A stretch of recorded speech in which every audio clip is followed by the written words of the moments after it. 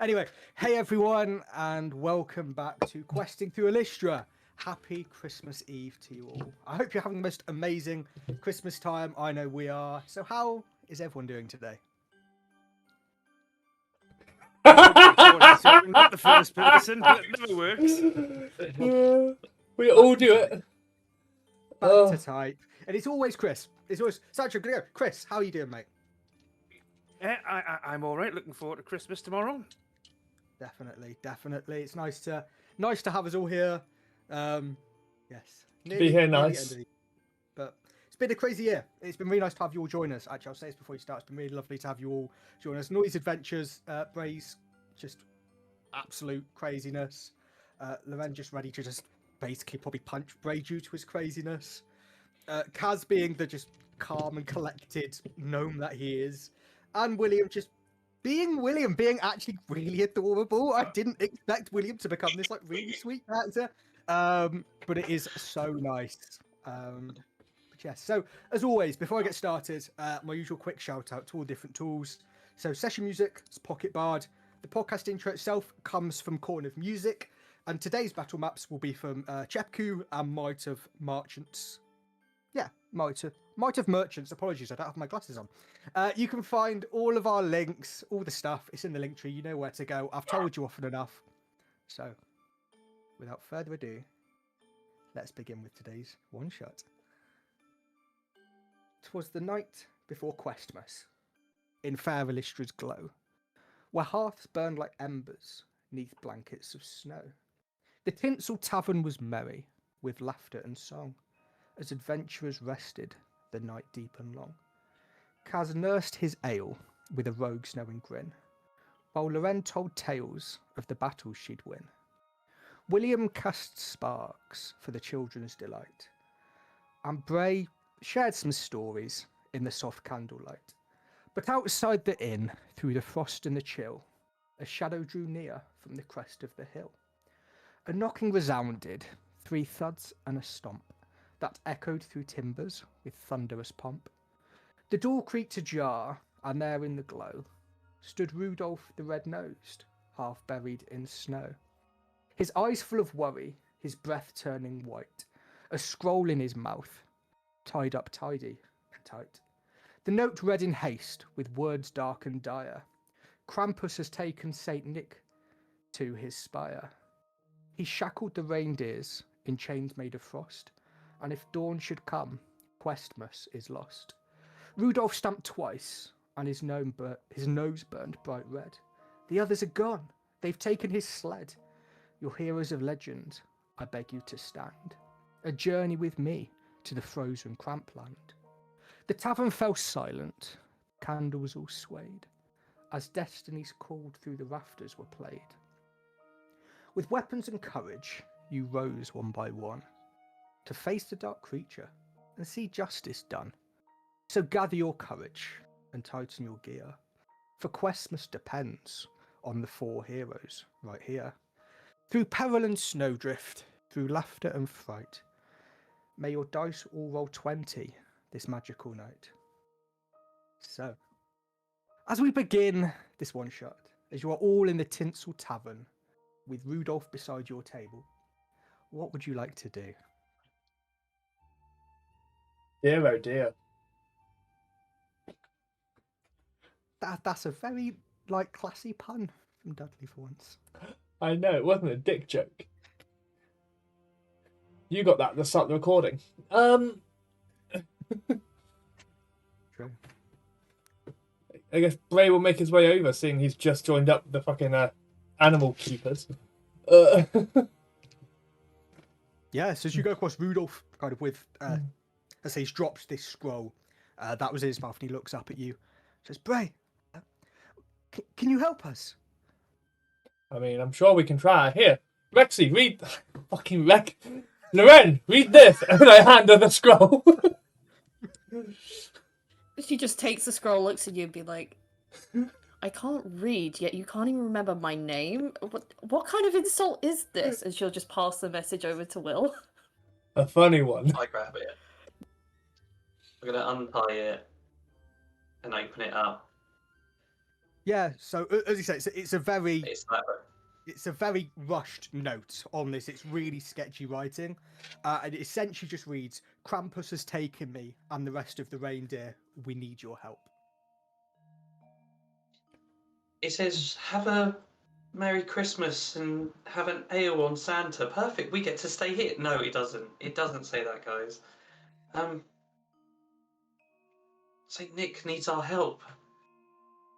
I think we need to go off to find this evil, this damn ho ho ho. As a hoe, I take offense. But no, like, I know you're right. I think we should head off.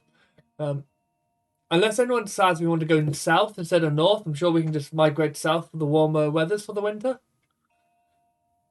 No, No, I think we know what we need to do. fine. And Kaz Yes. is going to finish his drink and ask Rudolph, Rudolph, can you lead the way tonight? Oh, of course, Cass. I need to summon us to at least towards where we need to go. I Well, can sense something from Santa and the other reindeer. well, just he gets his lute out. With your nose so bright, won't you guide these heroes tonight? And the hand goes onto Loren's shoulder. Hand goes onto Cassie's shoulder. His mage hands. You both got So like inspiration. this? Yeah, yeah. So you both have inspiration for this. Fantastic.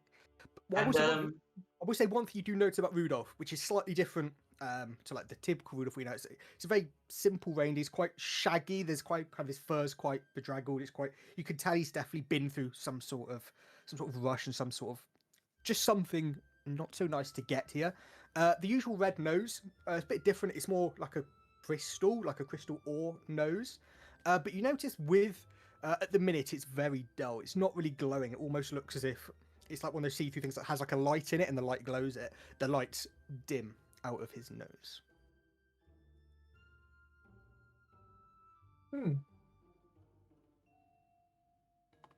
guys, this doesn't look great. Listen, remember, you have my aids when we go places like this. I'm going to cast aids now with extending, so they've all got 5 increased HP for the duration of 16 hours. The fact that you keep putting the S on it, and I don't even think you did it as a joke. I didn't. You were very good then, Dudley, to stay calm. I appreciate that. Thank you. Guys, let me give you aids. But this is meant to be wholesome and family fun. Like, guys, it's Christmas. Come on. If you have concern, Family fun. if you have any concerns about sexual health contact, please see your local sexual health clinic. They can also provide things like PrEP to avoid people catching HIV and AIDS. Carry on. That is Dudley's message to the nation. No, so Rudolph looks at all of you and says, oh, I can... please, if you will help, that'd be amazing. As they say, Santa, he was taken. And the rest of the reindeer, I was just out, I was on a little walk. I just fancied going through the snow and seeing what was there. It's Questmas tomorrow. I need to make sure everything's ready, but without Santa and the reindeer, I can't do it on my own. Is Santa's dog okay? I don't really spend much time with dogs. I tend to be with the reindeer, normally outside. But what, Santa Claus is out loose? He might be, I don't know. Okay. I could take you Maybe there. we need to go. Maybe we need to go find Santa Claus more than Santa Claus. We could, but I don't think he'll be too good at delivering the presents. I don't think he can even ride the sleigh. Oh, the sleigh's broken as well. It's all just not gone well. Is Santa Claus a Saint Bernard? You know, Santa Claus having a Saint Bernard. Please don't break the DM's brain. Rudolph, what would you like us to do? Oh, thank you, Kaz, for stopping them destroying me. Yes. Well, and you kind of see his nose. It does begin to glow a little bit, but not red. It glows more sort of whites and golds and blues. And you see almost in the corner of a tavern this sort of shimmering. It's called a portal. A shimmering portal begins to appear. It says, this is where I sense something is coming from.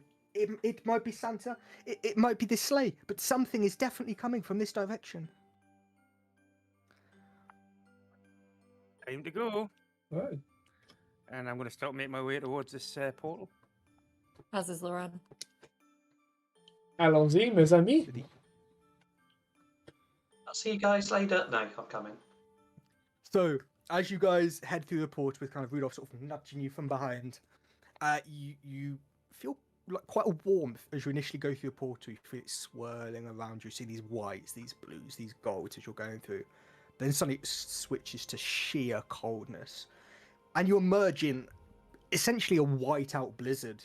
The magic portal is gone now, as bitter cold you feel biting through your cloaks, through your armor, through your leathers, and you hear these howling winds almost whispering Krampus, Krampus, as it's echoing and spinning around you. And you can't see any path around you. It's just pure white snow. There's no footsteps, there's no tracks. Yeah, the air is gorgeous and crisp. It's that lovely winter when it just smells fresh. But it is an incredibly wintry sight you see in front of you. Has Rudolph followed us through the portal? He has, yes. Rudolph's at the back of the group, but he's followed you through. How's Kind of shielding myself in. how's everyone doing with the cold? Definitely pulling my hood closer around us. Getting a little bit battered here. I'll Loran take. just like holds her like shawl or whatever it was like tighter, just being like, I wish I found a different bit of clothing other than this bloody dress. I'll take off my Will, do you cloak. have anything to wear? I'll hand my cloak over. The She cold just never takes it, she bothered doesn't me blink anyway. at first. Is this how Hearing many that, she puns we're going to takes it put off. into a session now?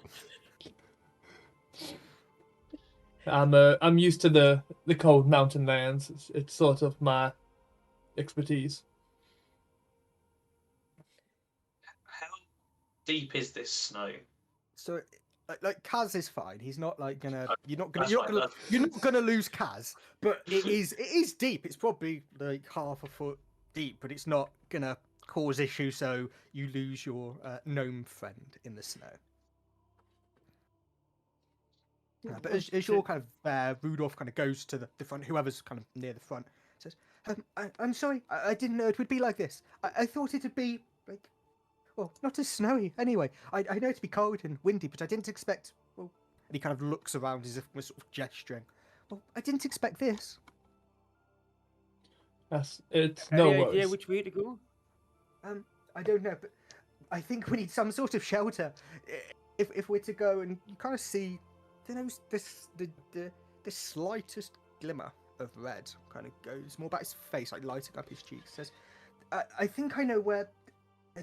the magic was coming from. As I say, I don't know if it's Santa or if it's the sleigh. I don't know. It could be the other reindeer, but I know we need to go. He kind of edges his head in kind of certain, more like northeasterly direction. Says, I know we sort of need to go that way. All right. Then I'll be out. So, did you say we're on a mountain? Just a mass of snow. Okay. Whether it's mountainous or more sort of hills, there's no quite telling due to the snowstorm. It's mainly because of one of my features and traits I need to bear in mind. Yeah. That's fine. Well, I'll try to find somewhere. Is there anything I can climb to try and get like a good view? So there are some kind of trees around. They're very snow laden, but there is trees kind of, as I say, it's a very much white-out blizzard snowstorm. It's so tough to see, but you do notice, kind of through the bits of the breaks in the snow you get, there are huge trees almost towering around you. I'll climb one of the trees and I'll try and get a check around, so if I can find good Could you cover. give me an acrobatics, please, to see how you climb the tree? Oh, absolutely.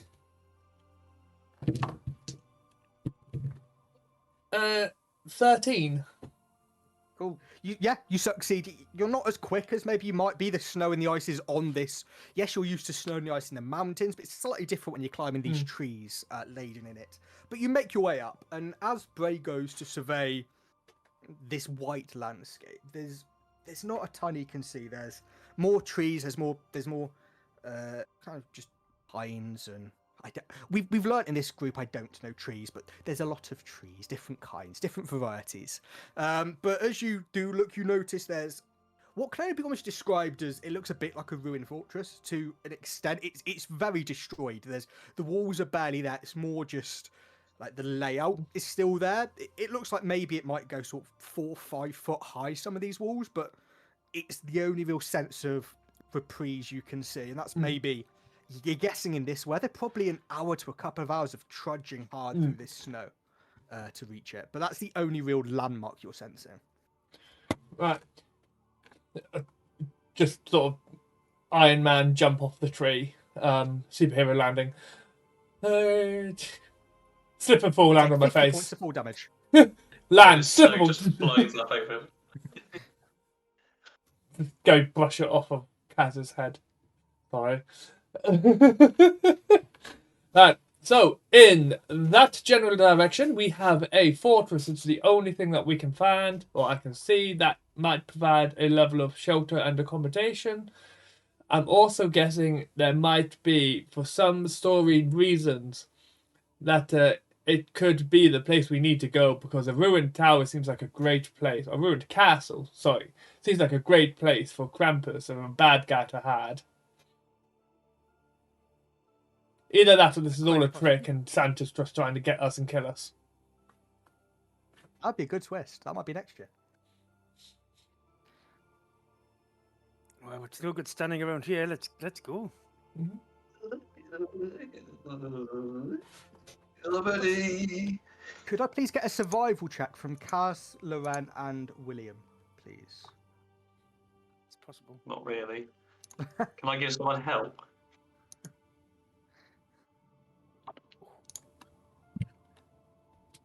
So I got new dice. Uh-huh. Yes. I need another set of new dice. I One. can tell from your voice. What did you get? Not one. Okay, William, any better? I got a 10. Cass, any better? Slightly with a 13. Okay, Bray, can we please now get a survival check from Bray, but with advantage? Mm-hmm. And I'm not including my mountainous thing with... Not this time, no. Not yet. Oh, I'm absolutely fine. I've got 23. Okay, so you guys begin making your way through this journey. Rudolph is very much leading the way. He's nice. He's taking his time. He knows you guys aren't as accustomed to these kind of environments as he is. However, unfortunately, some of the party are even less accustomed than others. But Bray does get the cloak. Loren's not been too bothered by. Does get this and try and. He's not going to force it on Loren. He's going to look. You need this. You can see you're shivering. I'm not going to have you take any damage or anything, but you are struggling, and Bray will probably try and make quite the effort to make sure you at least stay like semi-warm at least. Yeah, I've got my traveller's clothes. Nothing that's overly... Because I'm not fussed by the cold, I don't have anything that's, like, cold protective. Just, like, have another layer. And another layer. Like, oversized She's just tunic. gonna be, like, walking around. Yeah, she's just gonna be walking around, and all you can see is just, like, her eyes upwards from all the layers, just being like, I don't have to deal with this back in Ankalata. Why the fuck have I come along? And Rudolph looks and notices you struggling, and he does come back, and he's not got much magic he's casting to help you, but he sort of tries to rub his sort of furry sort of side to you to go, and he's like, I hope this helps you get warm. I can see you're struggling. Is she like, her hand is shaking? She just like lowers it down and pets his head and being like, "Thank you. You don't have to do that. We'll be somewhere soon. I'll be fine." It's okay. But as you pet his head, you do feel almost an inner warmth coming through. It doesn't warm you up. It's not magical, but it does. You do feel this a bit of heat radiating from Rudolph. But as you all manage to make your journey, you do make it to what sort of, I say, kind of being led by a mix of Rudolph, at least getting you through the snow, and Bray being certain where he saw this ruin from the distance. You do arrive there, and it's actually I'll put you on a map. It's easier to show you than try and explain. We know I'm better with pictures than words. Since when? should be loaded for everyone. But yeah, as you get there, feel free to move yourself to where you'd sort of naturally be within the ruins. I've still got a blank circle for guys. I don't, so it's fine. That's fine then. But yeah, so you're in the ruins, and there's a little bit of a reprieve. For the first time, as I say, you had a little chance at the tavern, but the first time you're at least there. The wind is still there. You can hear it howling and whistling around you, but the cold is definitely lessened. The walls are not great, as I say. They're only sort of 5, probably 6 foot at the tallest, but they're at least allowing you a chance to not freeze in this sort of wintry landscape. I'm gonna, while everyone's sort of trying to take a bit of shelter, I'm gonna look up to the sky, and I'm also going to use Druid Craft to get a gauge of how the weather's going to change, if at all, whether it's going to ease up, stay the same. Are we expecting like a full-blown blizzard to roll in, like at least in a natural sense? How long is it? Is it like over the next couple of hours, or does it just say get a gauge for how it's going to naturally change? Within the next 24 hours. Okay, so within the next 24 hours, it is very much going to stay like this. Yeah. It's within this kind of quite northerly region of Elystra, especially around Questmas. It's incredibly wintry. It's incredibly blistery. Maybe if you're in more some of the southern warmer regions, maybe like Sandspire, those kind of places, you wouldn't be getting this. But here, this is very common. But it's something that luckily Bray is aware of. Bray's known this. He's lived through this, so this isn't alien to Bray. Although it does obviously it's still cold. You're not gonna like it, but you might. I don't know. Bray likes. But it is still rather cold. Yeah, okay. That's like, well, sort of just making my way over to the group. Like, well, the good news is it's not going to get any worse. The bad news is it's not going to get any better. And as you mention about the bad news, you hear a voice from the side kind of coming through the gates. As what can you describe as sort of a snow ogre? A snow gun walks through. Says, "Oi, what are you doing in my castle?" fuck off! I was having a word with them. Well, how about I give you 30 seconds for a word, and then we shut you up for good. Well, thank you. That's very gracious. I really appreciate that. So anyway, as I was saying, the weather's not going to change in the next 24 hours or so. I'm kind of stuck with it. That being said, and I'm going to throw my trident at one of them. I'm going to start sorting. Which one are you throwing at? The one that threatened. So that's the sort of top one, the orange one. Could you roll to hit, please, Brett? I appreciate the gentlemanliness. I am not matching that in return. Screens, because the screen's changed. 6. 24. Yeah, you hit. Do hit. Roll for damage. Thank God for that. Yeah. And I am going to chuck a d6 in as well because I can. So it's going to be 12 points of piercing and 5 points of lightning damage. Cool, perfect. And as you do that, it hits his friend, and the one who's out says, "Oi, don't do that to my friend. I think we need some help." And with that, you see these creatures almost begin to phase through the snow around all of you as they look and get a good look at you. And as they do, I'm pleasing you all to roll for initiative. We went over to the corner because he wanted to see if there was any blankets or stuff that he could give to people to try and drink. And he's now being subject number 1 for the attack. Yeah.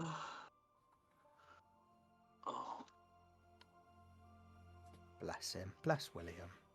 He is a baby. I rolled a 16. Nice. Yay. 16. William? 10.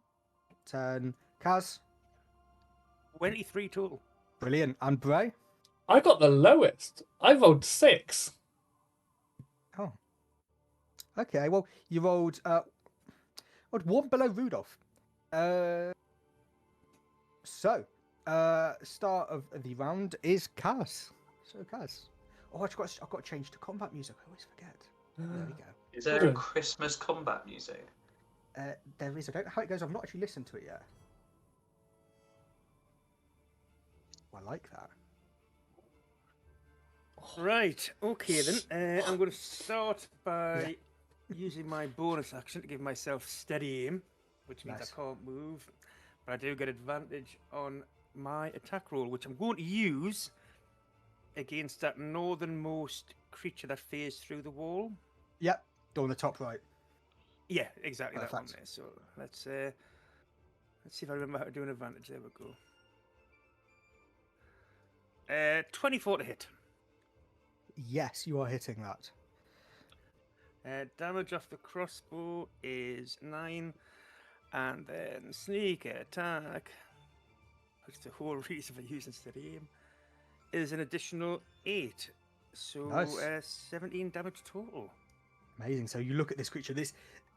You notice as you get close. Well, not as you get close, but as you get a closer look, as you're looking a bit closer, you see these spines and these angular things jutting out of this little devil-like creature, and you see this ice. It's almost made of ice, and you see as you've hit it, bits are chipping off, and it is barely there. You see sort of a couple of limbs are off. It's looking incredibly weak as it's just kind of screeching as you're sort of attacking it with your crossbow. Fantastic. That will end my turn there. Okay, so it's now the golem who Bray decided to attack. He's not taken too kindly to Bray, having just attacked him. He offered you 30 seconds. I counted, you gave him about 7. So as he makes his way, you see him always sort of gather the ice and snow and turn it into this quite nasty looking snowball, actually, as he goes to pick it up to throw at Bray. And that is that's a 19 to hit. That will hit. And as the snowball flies through, you just see it spinning and spinning and spinning as it gets closer. Oh, and it does 5 points of cold damage to Bray. Okay, that's fine. I take half. Nice. So it's now the little icy fella bottom left, the little blue ice methods is what they are for those who like knowing what our enemies are. And it sees William on his No, own. it sees Loren. No, it sees Loren. It sees William being closest and runs towards you. And as he gets close, you see these teeth and these needle-like claws coming towards you as he goes to slash at you. And that is it's a 10 to hit William. Misses. He's too excited. He is ready for this fight. He is rearing these claws and this ice breath is coming out of his mouth, but he just completely misses. But that takes us through to Loren. So I think seeing this thing run towards William, her first thought is, right, I need to get there. But because of all the layers, she can't get to her axe straight away. So she's just gonna quickly take some off, grab her hand axe, and very shakily just try and aim straight towards it.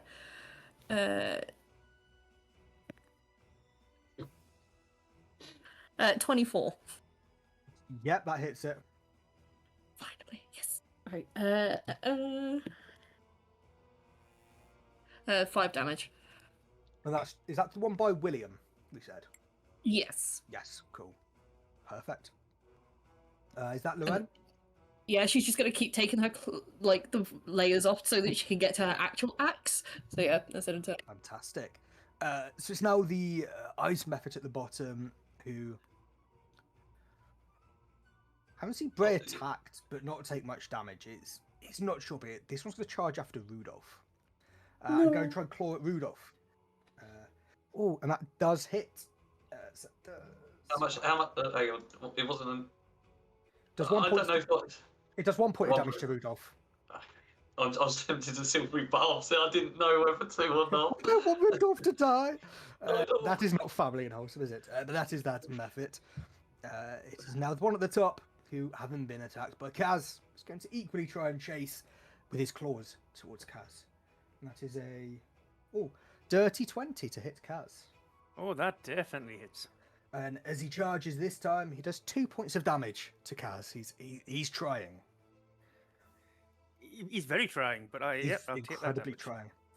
This one now, looking to at least support his friend, goes up here and goes to try and attack Loren. Having seen her do damage to one of its friends, comes yet again with this frost and this almost almost like a rabid creature charging towards you. I like these dice. I can thank Hannah's dad for these. That was another 19, so a dirty 20 again. Yeah, that hits. And that does 4 points of 4 points of cold damage to Loren. It is now this final ice method. They all rolled very similar actually, and this one looks at all of you. And you see him looking, and you see his breathing in, breathing in. You almost see the cold sort of surrounding him as he breathes more.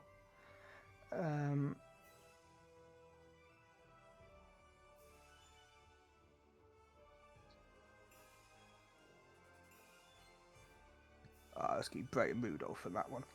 Yeah, that's what it'll do. Please, could Bray make me a Constitution saving throw as you see this air build up inside of him and go out? I rolled 7.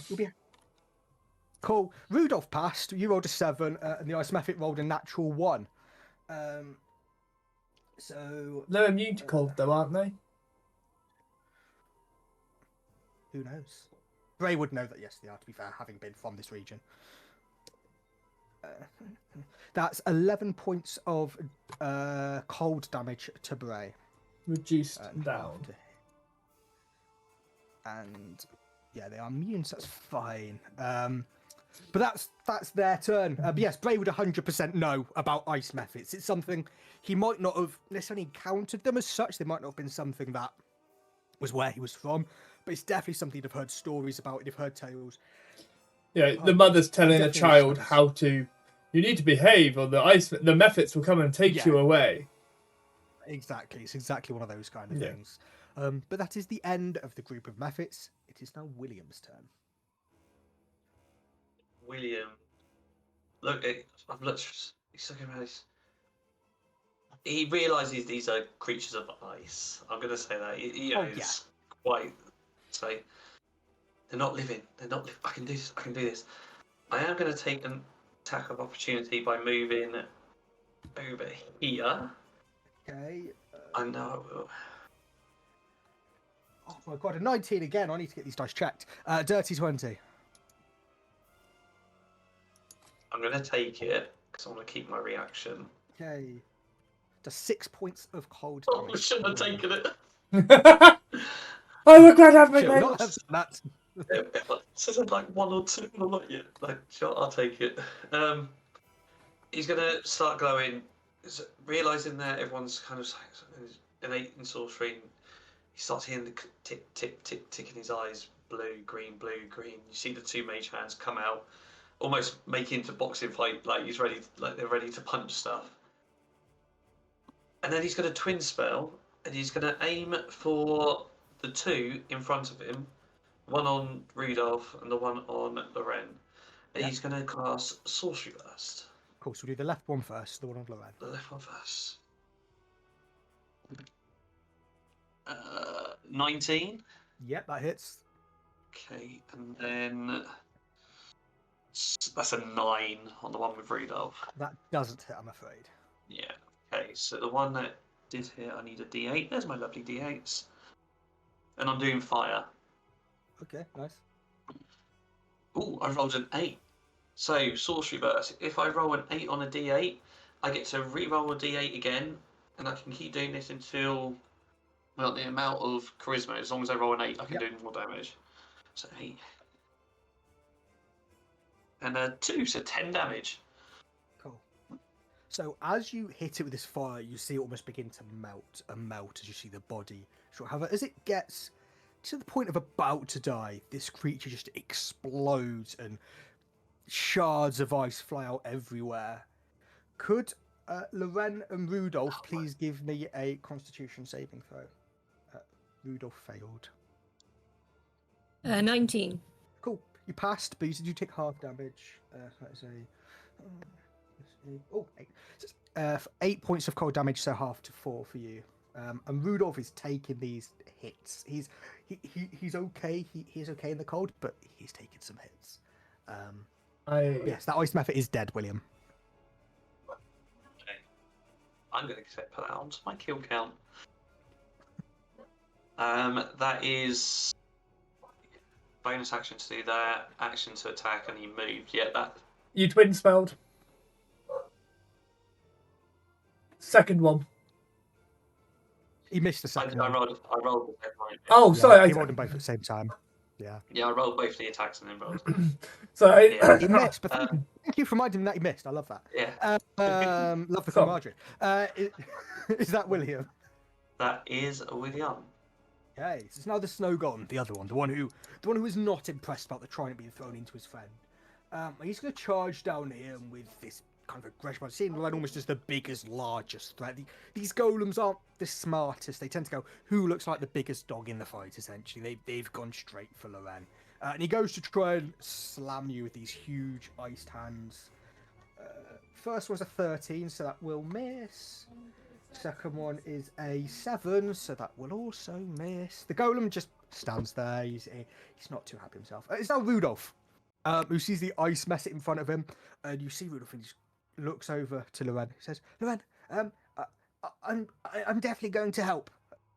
Watch this. And you see almost a magical shield appear around almost where his horns are on his head, and he pulls back, almost like a goat does when they headbutt, pulls back and goes and headbutts the ice methods. Oh, and he does hit, thank God, because that would have been a really awkward moment if he didn't. And that does... Oh, nice. 8 points of damage to the ice method. And Rudolph just looks back and says, There, I think we should be okay now. Well, maybe not, but we've got this, Loren. You've got this, Rudolph. Keep doing that. You did great. And she like throws the last of her like everything else off just to get ready. She's got a naked Loren running around the battlefield now. No armor. She's no, it's fine. Bray, you are up. Having seen the method be a dick, I'm just going to turn, look at it, and I'm just going to... Your mother would be disappointed. And I'm going to run at the one that I threw my trident at, because I'm going to jump up to try and grab my trident. As I do, I'm going to cast Hunter's Mark. Do I get attack of opportunity? Yep. No, I don't. Yeah. It's a 5. I'll cast Hunter's Mark, and as I grab my trident, I'll basically... Hunter's Mark on that one. Yeah. I'll basically twist and make an attack with my trident again. Which is a 19.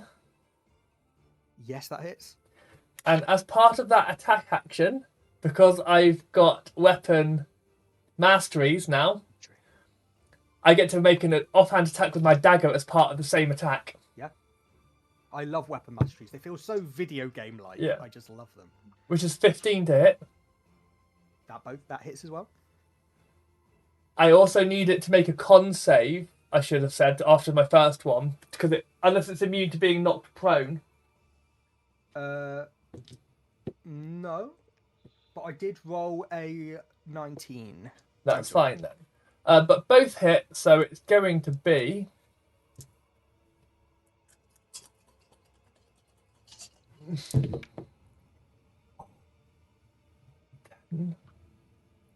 20... 28 points of piercing damage. Yep.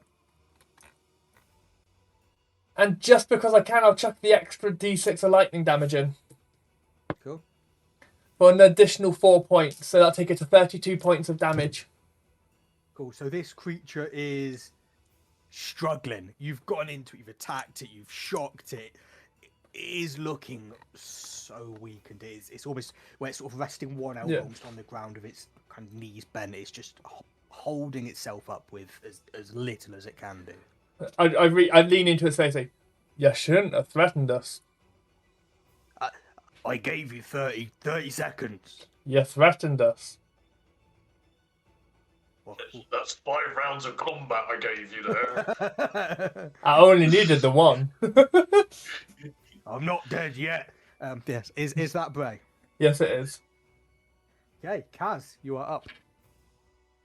Having heard the dying shriek of that ice method, and then the following explosion, I am going to use a bonus action to disengage from this chap and run away a bit before turning around and attacking with the crossbow again. Nice. And missing, I guess, with a 12. That hits. Oh, 2 hits? Oh, I'll It take hits, it. mate. And damage on that. Oh. A low roll again. 6. Well, 6 is absolutely fine. As you strike it with your crossbow, it goes straight through it. You see the remaining chunks of ice fall. But as with the last one, as it falls, it equally explodes, but not anywhere near to harm the rest of the party, as that ice mephit falls dead. That's what I was hoping. Not much more I can do, so I will end my turn there. Okay, so it's now the snow golem, who has so lovingly been destroyed by Bray. So as he does, it's very similar to Evelyn, pulls up his hands, but the anger, you see him put up 2 hands and just go to slam both of these down. The first one being a 8, so that will miss Bray. I'm pretty sure. I put money on that one. The second being a 17. I can't remember Bray's AC. That will miss. Yeah. Of course it does. Yeah. Okay. It's now little Blue Ice Mephit who's chasing William down. He has got it in for him. He is going with these claws as he did before. As I say, yet again, the ice and the snow and the frost come out of the mouth. And that was a 6. It was a 6 to hit William. No. He just bats it away. Yeah, the Ice Mephit misses completely. But it leads us in to Loren's turn. Alright, seeming as the golem next to her tried to attack, and now that her great axe is free, she finally gets it at the ready, and she's just glaring at it, feeling her inner core heat just radiate through her body as she rages, before she then just recklessly attacks it. Just otherwise might just be do not touch this reindeer. And that is She's got defensive over Rudolph. it doesn't mean shit. I rolled Maybe you got inspiration. Thank you. Yes, I'm gonna use that right now. Nat 20. Let's go. Okay. This golem is have at him. Right. Okay. Now it's for the harder part, the math. Right. Okay. So it'll be 12 plus 10.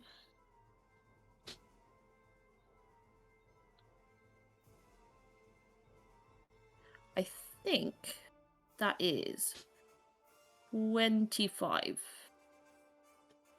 I think. Yeah. Yeah, that's Nice. 25. It must be great axe. Yeah, just kind of straight through it, trying to carve straight through. Yeah. Yeah, so as you come through, you're seeing these huge chunks of snow just come off of it, and where you'd normally expect flesh or sinew and bone, it's just snow. You see it carved through. There's a little bit of ice now, a few chunks here and there, but you're carving away quite successfully at this snow golem. At the end, she just gets ready to go at it again. My turn there. Nice. So it's now the Ice Mephit who attacked Rudolph. Not being impressed that he got head-butted by the reindeer, is going to try and fight back. It doesn't fight back at all. It completely misses Rudolph, but he tried his best. It's another purple one. It's going to go for Rudolph. It sees it as the closest thing to it. Oh, that did hit Rudolph that turn. And that hits Rudolph as he goes through these sharp ice-like claws. God, does 6 points of cold damage to Rudolph. Red-nosed reindeer. But with the end of that turn, William, it's your turn. Not going to disengage him. I know I'm going to get the attack of opportunity on me, but just for flavour, he's going to get his 2 mage hands to just kind of go down and try and slap these things, just to try and give him a bit of attention, take his attention away to try and move. Just over here. Okay, so that is a 17 to hit William. Meets it, beats it. Silvery barbs. Okay. Leave me alone. 22. Okay, so the first one did hit. That was 5 points. Cash, you got advantage, but 5 points of damage to William. Cold damage. Okay. It keeps telling me to check for concentration. Why do I need... So didn't there's think I've got anything concentration on your thing. Let me take it off. I should be able to. Oh, okay. That's There you fine. go. I was like, I'm trying to work out what spell I've got for concentration because I don't know. I think it's lingering from Yeah. previous. Cool, William. Yeah, what do you want to do? I'm gonna just cast one sorcery burst this time because I've saw the explosion and everything. I see like, people, and I'm just gonna cast it the one that keeps chasing me. Yep. I'm gonna use my nice lucky gold die. 19 plus 5. Yes, that does Shoot, that's definitely it. hit. If it didn't, I'll be incredibly mean of me. Yeah. You wouldn't do that to me. Not at all. 7 fire. Nice. As you hit it again, it's almost like you have gained it. You've worked out how you're attacking these creatures. Yeah. And you see the fire go through it and melt it. And as before, as typical with these creatures, it does explode, but luckily not in the range of anyone, as William destroys another ice method. Just before he finishes, he turns to Rudolph and goes, Rudolph, get out of there! Rudolph looks That's and says, okay, William, I will do what I can. And that is the end of that. So it's now Loren's best friend, the snow golem. He's got quite used to attacking Loren, and equally Loren attacking him. So he rolls for a 15 to hit. Yeah, that hits. Okay, so as he strikes down, he's only going with... Are you Sylvie Barbs in it? No, I can't because I Oh, yeah, it's used next turn, isn't it? on Yeah. my- Yeah. It does 3 points of cold damage to Loren. So not a ton, but it does something. Rudolph, looking at William, who Tom says, okay, William, I'm going. And he dashes back here, but gets 2 opportunity attacks by both of the ice methods on him. First one misses, that was a 3. The second one hits, however, and it does 4 points of cold damage to Rudolph. But as Rudolph, back to Bray. What horrors are you going to cause us next, Bray? I take offence to this, however I am going to stab the cunt. Pardon my language. Might have to bleep that. I will just I'll take my pride in a one-handed stab. And that's 17 plus bits. I'm assuming it's going to hit. Yeah. For 10 points of damage. I rolled low. So you hit the 10, you hit with it, and you just almost graze down it. And as you do, you see this, the remainder of the snow of this creature in the ice just fall onto the floor, almost collapse and fill the floor with this snow as you destroy that snow golem. I spit on it. If there's one thing I've learnt, it's being a petty gay bitch is a free action. So I'll then... It's actually a full action in Elystra, so... Oh, shit. Well, and then, so instead of spitting, I'll use my bonus action to transfer my Hunter's Mark to this one. Yeah. And I'll make my offhand nick with my dagger. Cool. And we do flank... Wait, 2 different games. We don't do flanking in this No, one. different... No. Okay, sorry. I rolled a natural 17 again. Cool. So that is fucking hell. With a dagger, 16 points of damage. Bloody hell, with a dagger. Yeah, it's a monk weapon. It scales. Oh, it does. It's the it's the same state the other one was in before. It's on one knee. It's holding itself up. It is struggling, but it is there. Yeah. And, you okay over there, Lorraine? Yeah, just freezing. Let's just kill these fuckers, kill these 2, and then let's go help the reindeer. Okay. I will then use my... I'm going to move down so that with the rest of my movement so that I'm blocking the methods, and I know that's an attack of opportunity. Where's the D20? There it is. 17, I don't think that hits, does it? It's 18, isn't it? Can I allow it to hit? If you want to, you're more than welcome to. I would like to let it hit me. Okay, so he comes down with, as I say, with these hands, and that is 6 points of cold damage to Bray. Reduced to 3, and I'm going to use my reaction of Spiny Shield. So because it's hit me, Nice. it will now take damage. Yeah. I knew what you were doing. I was like, yeah, it's a mechanic. I can't help it. That is 7 points of piercing damage from it hitting me. As it hits you, it hits and almost crumbles. It hits you. It's almost instantaneous. You just see it look at its kind of arm as it's clawed at you, just now almost splattered over and falls dead as you've killed another snow golem. And I'll run in, basically ready to tank the methods, and just look at them and say, "Well, if I stole your kill." No, you're fine. Just focus on this one, quick. You might want to back up. They're going to explode again. And I'll end my Is turn that as I'm right? bracing there. Yeah. Okay, Kaz, you're up. Taking advantage of the advantage from Silvery Barbs, I'll attack the purple ringed Yep. method with the rate of Nice. brain. Mm-hmm. Let's do an attack. 24 to hit. Definitely hitting. So the attack of the crossbow, a little bit low, 7, and then sneak attack on top. A bit low on there as well for 4, so 11 damage total.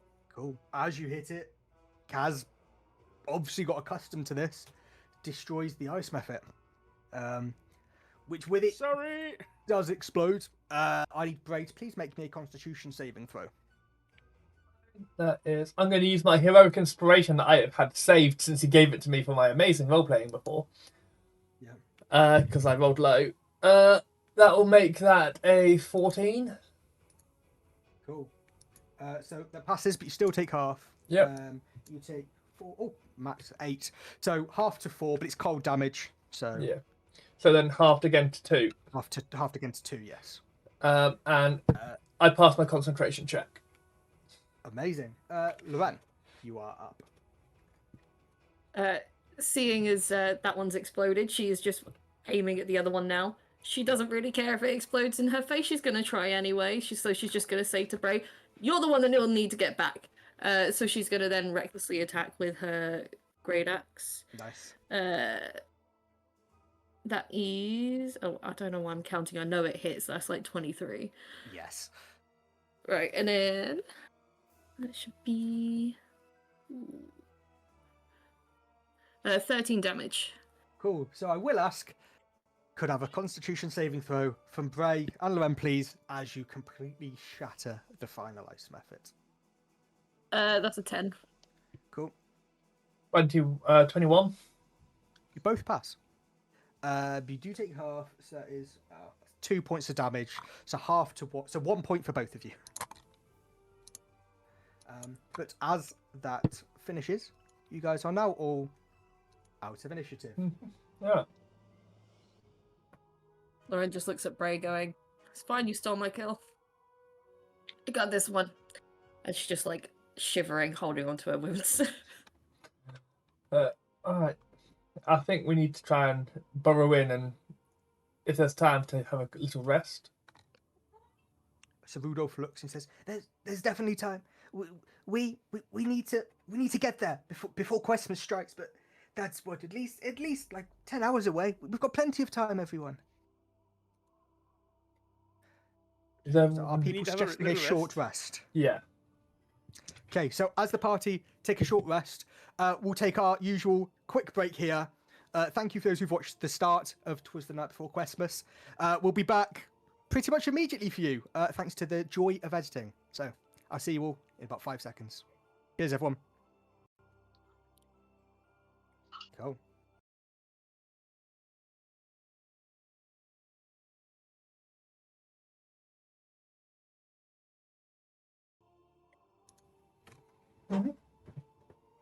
We're back. Cool. So, welcome back, everyone. As I said, it's been like 5 seconds since you last saw us, but for us, it's been about like a week. We've not recorded for about a week, so lovely to... No, we didn't. I'm trying to be funny in my break. Yeah, I'm tired, guys, okay? God, it's been a year of it. So, yes, where we last left off the adventurers, they had fought off a couple of snow golems and a group of ice methods. Took a bit of damage, but no one's dead. We're okay. So, as you're all within this little ruined area? I know we talked about having a short rest. Is that still what people are wanting to do? Mm-hmm. Those who need to, of course. That's very true. Those who have 0 damage are fine. Kaz can keep watch. You can't see over the fences though. Well, we can keep watch from the doorway. It's fine. Yeah, it's all right. It's fine. But yeah, feel free. Take short rest. Use your hit dice. All that fun stuff. Heal yourself up a little bit.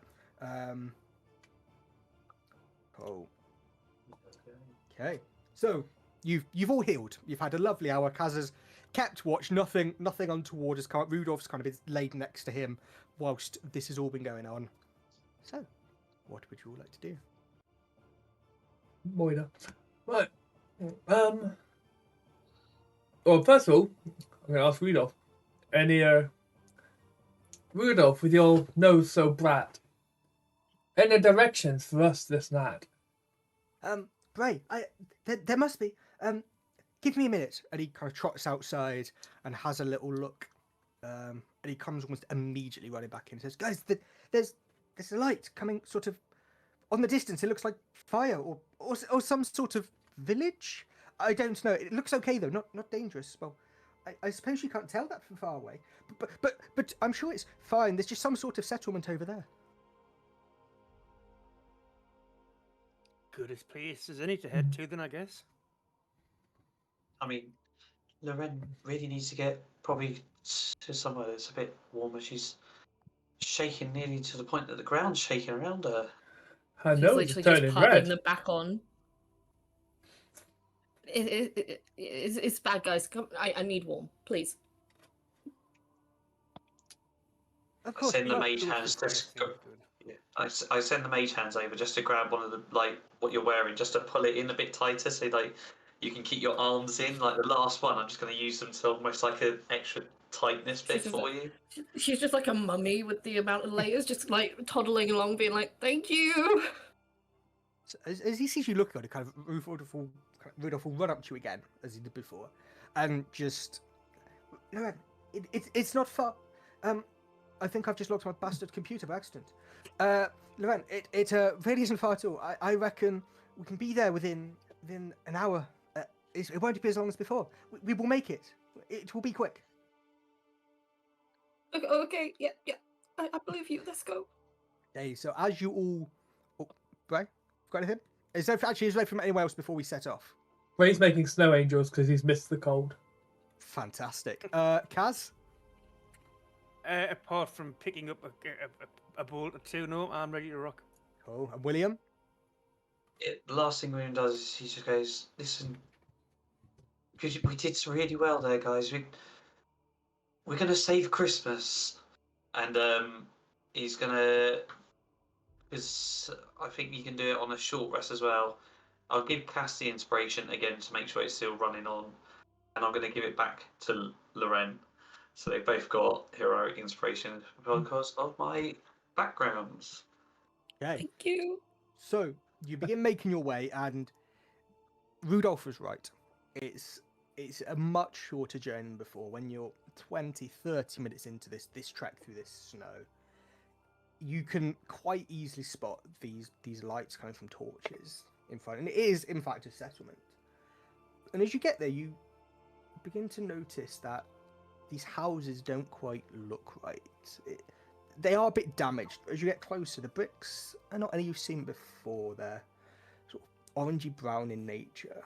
And as you get closer, you find yourself within a gingerbread village, but half buried in frost and a bit of ruin. There's definitely damage, as if something has been here. And as you do, these small little goblins sort of walk out from these sort of little gingerbread houses, and she says, friend or foe?" Food. "No. And he's very stuttering on this.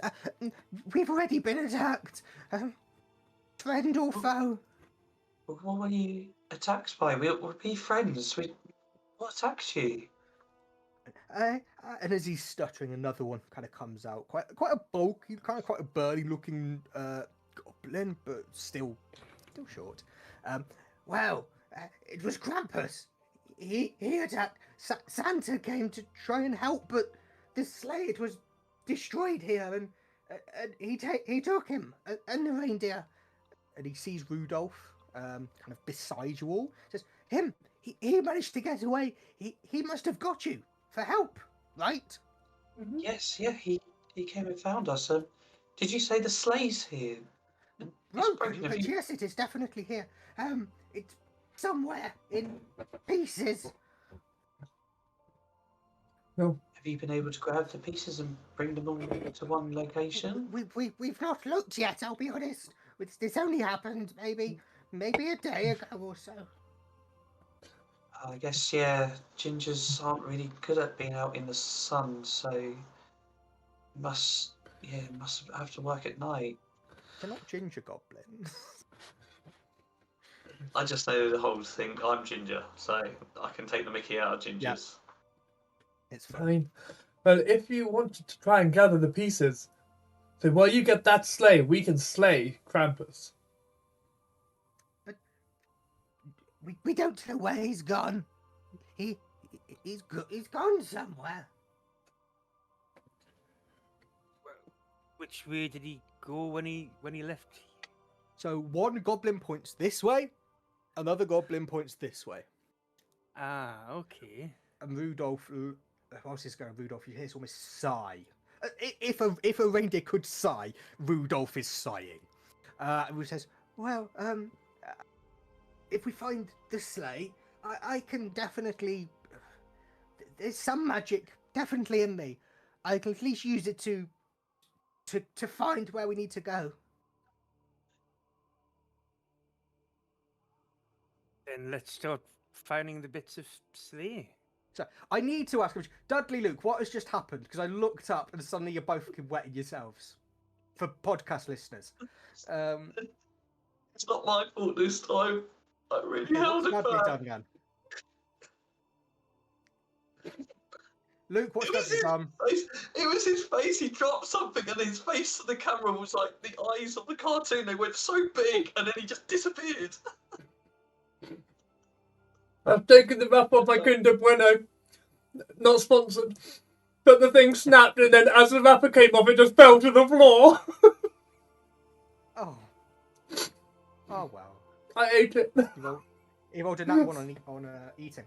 But yes, so Rudolph looks to Kaz and says, if we can, I don't know where it might be, but I know the village fairly well. There's places, stables, there's towers, there's town markets. It's quite a well-equipped village, but we can definitely make our way somewhere.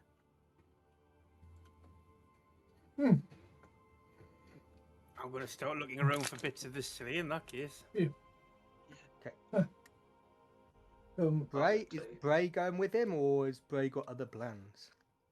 I will go along with him, but first I'm going to reach into my satchel. And this will be a canon thing, because I'll do it in the actual session as well. The 2 healing potions I got from Aurora. Yep. I'm going to give one to Loren and one to William. I don't know if William's already got one, but I wanted to make sure that, obviously, because one's the other tank, one's another person that stands back, and then because I'm going with Cass and I can heal, we've all got something. Cool, so Bray's going with Cass. William and Loren, are you going to follow them? Are you two going to go together looking for the other bits, or separate? What would you both like to do? Shall we go look over here whilst they're searching that side? She's like petting Rudolph at the same time after like nodding to Bray as a thank you for the potion, and she's just like, yeah, Rudolph, where are you going? Are you coming with or going? Oh, of course, I can go with you two. I may know a few places around here. I think we'll be okay. Perfect. She's just like happy, one, because she's kind of like finds Rudolph very cute, and 2, it's her own personal like little bit of a hand warmer there as well. Yeah. So she's like, okay, good that you're staying. Yeah, we'll look for the others. You two go and look for some others over there. Yes. Okay, so the smaller of the 2 goblins, as you head off, like, thank you. I don't know what we can do. I'll go see if there's anything we can find to help you. Thank you again. And they sort of totter away back into what they've kind of got of their house there in this slightly ruined gingerbread house. We'll start with Cass and Bray. So could I please get a investigation check from both of you, please? Well, I will assist to give advantage. Nice. Investigation, yeah. Yes, please. 18 total. Nice. So as you're looking around and making your way around this gingerbread village, you come across a couple of places on your journey. You kind of there's one place known as the Fudge Foundry. It is what it sounds like. It is exactly a fudge factory. Do they have and you a see factory that- worker who's a fudge packer, perchance? There is not, unfortunately. But you get there, and the air smells of like burnt caramel, it's kind of scorched chocolate. It's definitely smoking where it shouldn't be. It's definitely took damage in this attack by Krampus that went on. However, as you do kind of make your way, you see it's wooden, and it very much looks like the rear half of a sleigh. It's not huge. It's definitely enough to kind of fit all of you, but it's definitely the back half of a sleigh that you find. That looks like we're halfway there at least. Yeah. I will say is Yes. Bray is helping him, obviously on this, giving the assistance. But whilst would Bray be distracted by the fudge in this place, or was Bray kind of focused on his task? I'll focus on his task. He doesn't like fudge. Oh, fine then. So, looking around as well, a lot more obviously is a kind of near where just kind of around the corner from where the seat ended up of this sleigh. It's a very plush, long red seat, and it's overturned. It looks a bit broken, but it is definitely the seat from Santa's sleigh. This throne, obviously, that was used to guide them through the skies at night. Yeah, it's the carved sugar wood that is naturally from is definitely dulled. There's a few scorch marks, but it still looks would be able to work with the sleigh. I'll hold on a second, Cass. I'm just gonna run over. Like, squat, up, shoulder up, and lift. And I'm gonna carry it towards the back half of the sleigh. So I can sort of like pop it down like inside, because I have a feeling it's going to be like being pulled like a chariot-esque moment. I think is about to happen, and I have a feeling Cass is going to be the driver, not the ox. Yeah, that seems to be a sensible suggestion. But, I'm gonna just hop up onto the seat and ready when you are. well, it's the back half, so I don't know if there was the reins. I'll make a sit up with something. Oh, thank you for adding to the weight. I'm only tiny. So that is really unfortunately all you two sort of find on your journey. We will start bringing it back towards the centre, basically where we were with the others. Fantastic. Bless you. Thank you. So, Lauren and William, please get an investigation check from the two of you now. Are you quite an investigator? I'm going to give you advantage on it. I'm going to help you. Thank you. I think even if she was good, like just the cold itself, where she's just like looking around, would not be doing her any favors. That is a 19. Fantastic. So Rudolph is very much leading you two here. He knows a few places. He's been here before. And the first place he gets to it's the Peppermint Stables. You see kind of tiny little animals are kind of peeking out from behind the stalls, but there's not a ton there. No stealing winter animals, please, William. As you look around the walls of this stable, they're decorated with sort of wreaths of flowers. It's really plush. It's really nice. However, almost jarred into the side of this stable is the front half of this sleigh. It's, as I say, it's very similar to the rear half. Very similar in look. Obviously, you guys wouldn't be aware of this, but for everybody else, this is how it would look. It is looking a little bit damaged. It has been chipped, has been broken in some places, almost sort of just from the impact it's taken.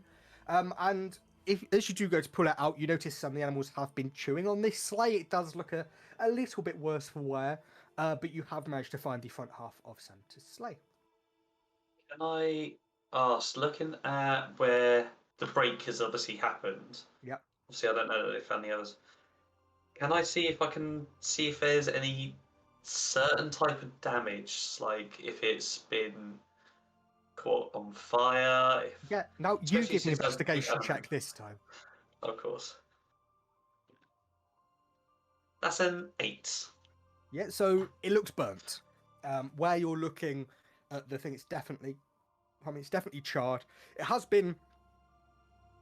Whether the impact was something hitting it, something being thrown at it, you're not quite sure, but there's definitely burn marks, which you would view as naturally a little bit strange for being in the snow. But yeah, that's what you find as you kind of look at where the break is and where the other half would be on the sleigh. Lorraine, these bits of wood here, they look charred, like obviously being caught in some sort of fire. I don't know if it's anything important at the moment, but it's just maybe something we need to talk to the others about when we find them. Yeah, I mean it's snowing. Where are you gonna find fire in a stable? That's just an accident waiting to happen. Well, I mean, and I'm just gonna cast a sorcery burst up into the air of fire, just set it up. I don't know where I get mine from, but I can. And I look up and it comes out. Just dodge it. See, here's the floor next to me. Good cat. I think they're under attack. Mush! Mush! So Rudolph looks at you guys, kind of perplexed, I think. Says, "Well, guys, there's a couple of places, I suppose, left in the village we could go. There's the market. There's got to be something there. It looks pretty destroyed as we went past. There's got to be something. And then the clock tower. You see this tall building, still biscuity, still gingerbread walls, but you see it's almost spiraling upwards. It says, I'm afraid I can't really climb up there with my hoofs. Actually, coming down is more of the issue. But if I look in the market and you look at the tower. Yeah. Yeah. Is this after we've all met together? This is just with you two still at the stables. Yeah, I'm happy to go check the tower out. I mean, this If you think part it's a of good it idea. isn't going anywhere, so we may as well. Okay, so it says, well, if you manage to find it, I'm sure Cass and Bray would have been just fine. If you meet us back at the market, I'll find those two. If you bring all the pieces of the sleigh there, I'm sure we can fix it somehow together. You're She doing a just good gives job. Rudolph. Yeah, Loren just gives Rudolph like a little pet, being like, "You'll do good. I believe in you." Before reluctantly pulling her hand away and just like cuddling again. Thank you, Loren. William, Loren, you'll be fine. And he kind of dragging the sort of back half of that sleigh towards the market for you both, to kind of, so you're not carrying it up a clock tower. He heads towards the market, leaving William and Loren heading towards the clock tower. So, as you head towards here, this is definitely the tallest building within the village. What once stood proud and testament to the engineering of these goblins, it now leans quite dangerously, almost sort of leaning Tower of Pisa style. And the walls are cracked, they're splintered, and you hear almost groaning in this cold wind. However, as you kind of look up, you can see kind of it's almost got like this, the stairs spiral, but it's almost an opening where you can look up and see the very top of the tower. And you see what look like sort of harness rings that they sort of clip to the sleigh. You see them at the very peak of the tower. Inside, but at the very top. Loren, that looks like part of the sleigh. Shall I go grab it? She just looks up, going, It had to be at the fucking top. Yeah, we probably should. I mean, if you want, I can see if I can get them untangle them and just throw them down to you. I will come with, just in case. Okay. He's just going to adjust his back because he's still got the shield on his back. So, okay, right, let's start heading up then. Okay, so you make your way up the clock tower, and it's okay. It's a once it's a nice journey, but you're making your way up. These stairs almost look sort of sugar dusted, and as you reach sort of near like where bell chamber typically would be, you see the harness rings, almost sort of fused essentially to the sort of top, where like a bell typically would be. And as you do, there's a small creature, goblin, like the others in here, in the corner. Just looks at you, says, "Oi! What are you doing in my tower?" Well, little one, we've come to grab, and I point up at these because we've got to get the like Santa's sleigh ready for tomorrow. No one comes in my tower. It's my tower. Well, if you can help me get them, we'll get out of your way. We'll get back out the tower. Cobb's tower. Cobb lives here. It's a nice tower, Cobb. Thank you. I've always lived here. I'm not allowed down with the others. Why is that? Apparently, I'm a bit stabby. Oh. We've got a friend like that, but that's... Besides, anyway, do you want us out the tower, then? Maybe. Or I may get a bit stabby. Hey, well, are you good at stabbing, like, the stone or the gingerbreads up there, just to make that fall down? And he looks at this sort of 3 foot goblin, looks up, and he's like, quite hard to stab. I could throw at it, but I prefer to stab. And as you do, you kind of take a close look at him. You see he's got almost like 3 or 4 daggers placed by the side of him on like a sort of a hip band. Well, look, you're here. We can work this out. If I climb up onto Loren's shoulders and you climb up onto my shoulders, you could stab away at that. All right, above there. So you on her, me, Cobb on you, and then stab on you. Well, stab the up there, the gingerbreads. Okay. It sounds like a good idea, doesn't it, Loren? The entire time you have been making that plan, she is just, all you can see is just a frown and a glare towards you, but she just goes, "Yes, a great idea. Hurry up." I'm gonna go over and try and climb up onto Loren's shoulders. Come on in, Cobb. As soon as I get up there, we can reach it then. So he climbs up, and as he does, you feel the sort of he's not polite about it. He's grabbing, fucking just on. He's climbing, and you just hear as he climbs. She says, "William, Cobb, stabby, William, please." Stabby the rock first. Then William. Then I've got something you can stab. Don't worry. Yeah, we'll sort that out. Oh, and with this, a renewed sense of excitement is with Cobb. He climbs up, jumps, attacks, and the rings just clatter to the ground. And he almost jumps. And as he goes to, he does not fly down. That was a nat 1. He goes to try and strike at you as he's almost falling off of you, and just falls on his back on the ground next to you. And he has winded himself. You see him trying to get up. He's like,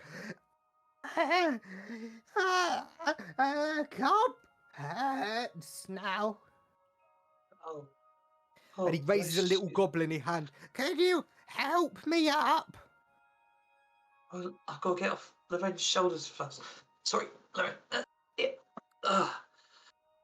I'm going to help. come up. William would try and help him. He's So, naive. as you offer your Idiot. hand out, Cobb looks confused. He's almost as if like what has naturally he expected to happen has happened, and he was not used. And he goes, "Huh?" And he goes to try and swipe at you with a dagger as you offer your hand. Could you please give me a dexterity check, please, William? A dexterity check. Yes, I can. As in acrobatics or just dexterity? Straight, just dex. 15 plus 2, 17. Cool. Yeah, you managed to pull your hand away, and Cobb just looks aside and says, "Ah, no stabby today." Well, I'll tell you what, and I'm going to cast my mage hands, and I'm going to get them to try and float around a bit like in a different corner. They just swing around and go, but you can't hit them. And No, he we need to go. He's like, I will hit them, and he is preoccupied with these mage hands, allowing the two of you to quite successfully, with the harness rings kind of in your hand, head down the clock tower. And waiting for you at the bottom is Rudolph, probably with Kaz and Bray in tow. I reckon when they probably heard you were going up some dangerous clock tower, Kaz would have definitely been like, we took this out. Bray would have probably found it amusing, but then gone because he could have killed someone. I presume, anyway, by type. Just as we're walking, just casually chatting to Casa. So, obviously, you got Lady Velvet, who goes everywhere with you. I wonder how Fluffy's doing, because I'm pretty sure Fluffy's been abandoned at this point. I mean, I think the less said about Fluffy, the better, to be honest. I mean, they look like they're hungry. Who's Fluffy? Fluffy is William's Lady pet Velvet. bunny. Oh. Okay. You have animals as pets? I don't. A companion, not so much pet. Oh, Yeah. that's better. That's better. You see this kind of drops this sort of Rudolph has essentially found the reins to the sleigh. He says, I found these. They're getting the rings. And he's probably spoken with you two about finding the kind of the half of the sleigh and the seat. He says, there they are. They're coming down now. And with this, you see Loren and William, not accompanied with Cobb, making their way out of the clock tower. Now, can I very quick? I want to do a very late insight check on Rudolph, Yeah, of course. just for my own anxiety. Yeah.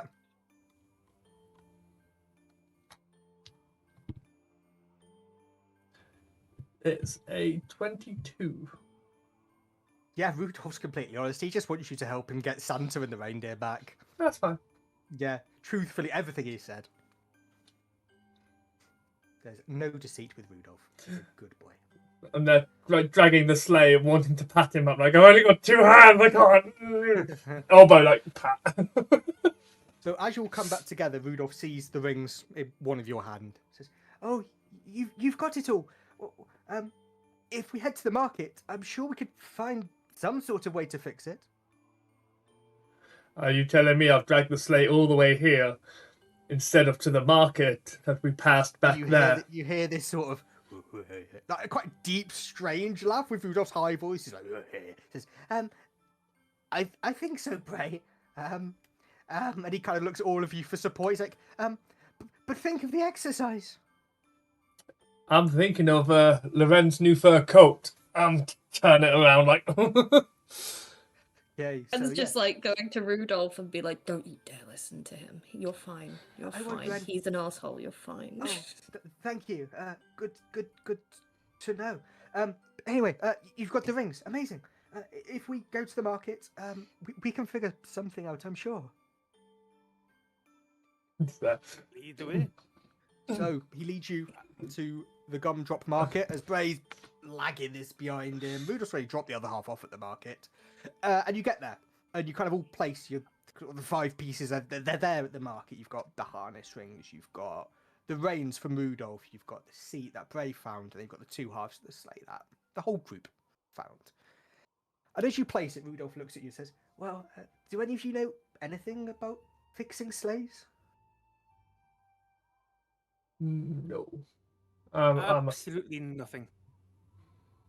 All I know is when you start putting it together, you're supposed to hear sleigh bells ring. Oh, Only if you're well, If you're listening. listening. Do absolutely nothing. well, as you guys are all probably all bit like we know nothing at this point. William hears a familiar voice as does one from behind. William, and here's Cobb running in. Oh, hey, Cobb. Stabby time yet? Hey, It's building time now. Oh, build. I can build. Yeah? Tower. I didn't build it, but I watched them. Okay, so you're the most qualified here. Do you think you could build this sleigh back together? I know people who can. And he just shouts out, you hear him go, Keeper! And the goblins some of them come out from sort of hiding within their houses. And they're not like Bob Building, not got blooming tool belts and everything, but they've got rudimentary things to at least help. And as you get there, you see them almost form a circle around the things you found. And like to say they're humming a soft lifting carol is probably the opposite of what they're doing. There's probably as they're like just doing what they can, the most atonal nonsense you've ever heard. But as they're still going, you notice this storm of sort of snow begins swirling around the sleigh, and you see light bursting out in golds and whites and reds as these fragments all almost snap together with this chime. And as they do, the damage that was done to them seems to almost repair and restore. And as you do, the hovered sleigh, the sleigh begins to hover a few, maybe 1 or 2 feet above the ground, and it's gleaming like starlight. And the reins are there, the rings are on, they're glittering on it. And Rudolph looks at all of you, and you see his breath misting in the cold. And he says, "We've done it. We've done it." it's a Questmas miracle. That it is, Bray. And as you do, you see the sleigh lanterns flare to light. They almost appear these magical lights. You see them shine to the distance. You see a blackened ice tower in the distance, and it spirals upwards with these angular joints coming off of it. And as it points from that, Rudolph suddenly gets to look nervous for the first time as he's been with you. That's where Krampus lives. It's where he must have taken him and the others. Well, we need to get over there. Rudolph, do you think you could guide us on this sleigh tonight? And he looks, and in a very knowing grin, he looks at William and says, "William, that I can." And as he does, you see him walk to the front of the sleigh, and almost with magic, the reins sort of clip on to where his shoulders. Shoulders? Do reindeers have shoulders? I don't know, but they're there on him. And you see him always fly with the sleigh, and you see his nose for the first time glows the beautiful, the shiny, bright red we are so used to of Rudolph. And he just turns around and says, "Well, what are all of you waiting for?" Well, Yeah. Can someone help Cass up? It's already quite high off only the a floor. foot or only a so, a climb up, make a point of climbing up and getting in. Right, come on. As you start making your way, the 2 goblins who you first met back when you just arrived here come running in with these mugs. And as it's close, there's quite a sort of steaming mug of thick, hot chocolate.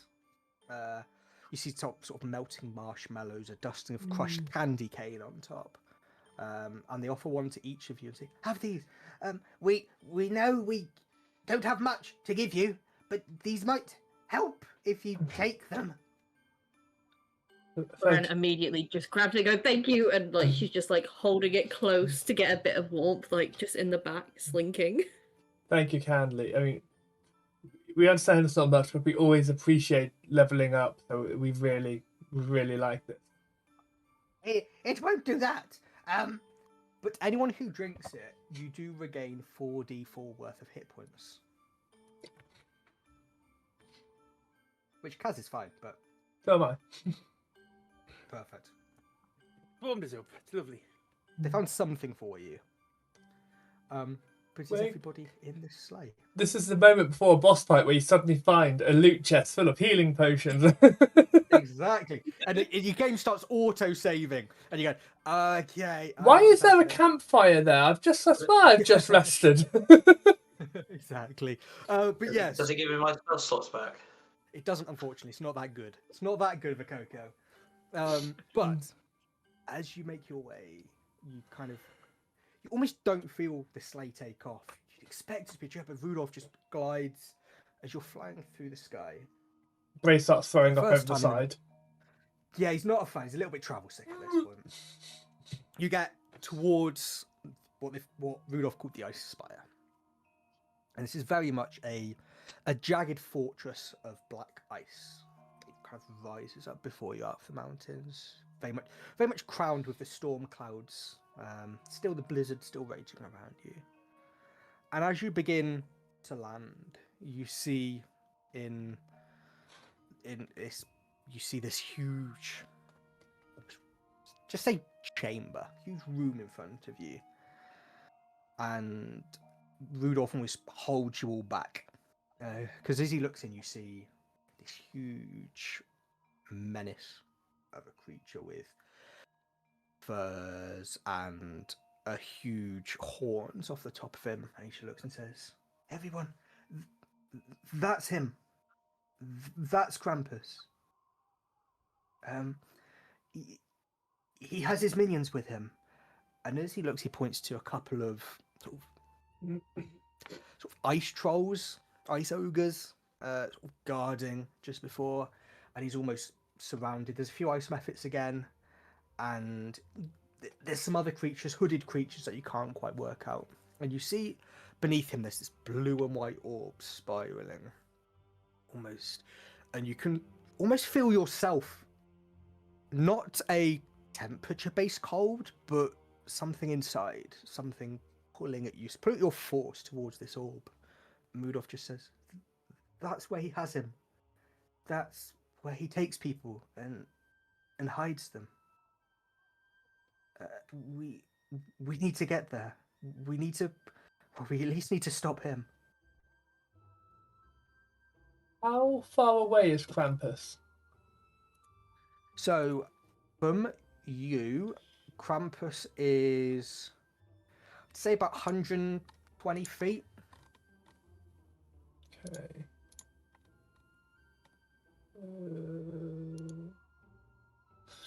And obviously, cloud-wise, is it a bit of a cloudy sky right now, or is it? It's cloudy. Yeah, it's fairly cloudy, I'd say. Right. Rudolph, can you dim your nose a little bit? I can definitely try. Alright, everyone? Is everyone ready? Because I have something silly to do. Ready as I always am. Right, first of all, I'm going to kick Fluffy off the edge. It's called a snow bunny, isn't it? But then, It's been with me the whole time. You just haven't seen it because it's white. it's my hat. I'm going to use fog cloud to make the sleigh blend in with the cloudy atmosphere. Nice. And I'm going to have it just so there's like a small little gap where we can sort of see out, but it's going to be quite difficult to see into because obviously we can't see through the fog fully. Yeah. As we sort of try and sneak in and get a little bit closer. Yeah. Okay. So that's definitely doable. I will try and concentrate if I can. Obviously, limitations of the spell and racial abilities, so that the fog. Obviously, Rudolph's trying to dim his nose a bit, but I'm going to try and almost like ball as much of the fog as I can around it as well to sort of dim that light as well. Okay. So what we'll do is I'm going to move you into a map. I've put you roughly where you'd have to be able to get more of a sense around Krampus. But feel free to move a lot of you if it makes more sense.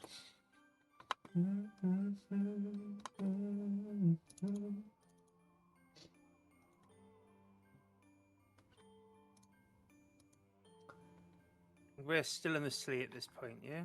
Yes.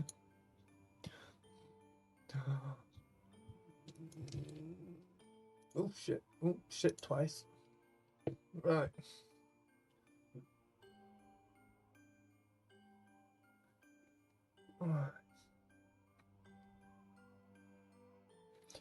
Do you want me to roll a stealth check, by the way?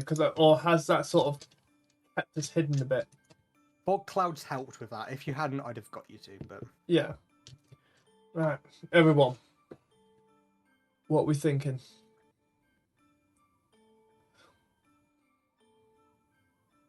I'd like to get out and go hide somewhere. I mean, could you not stay up on the sled and just keep shooting down?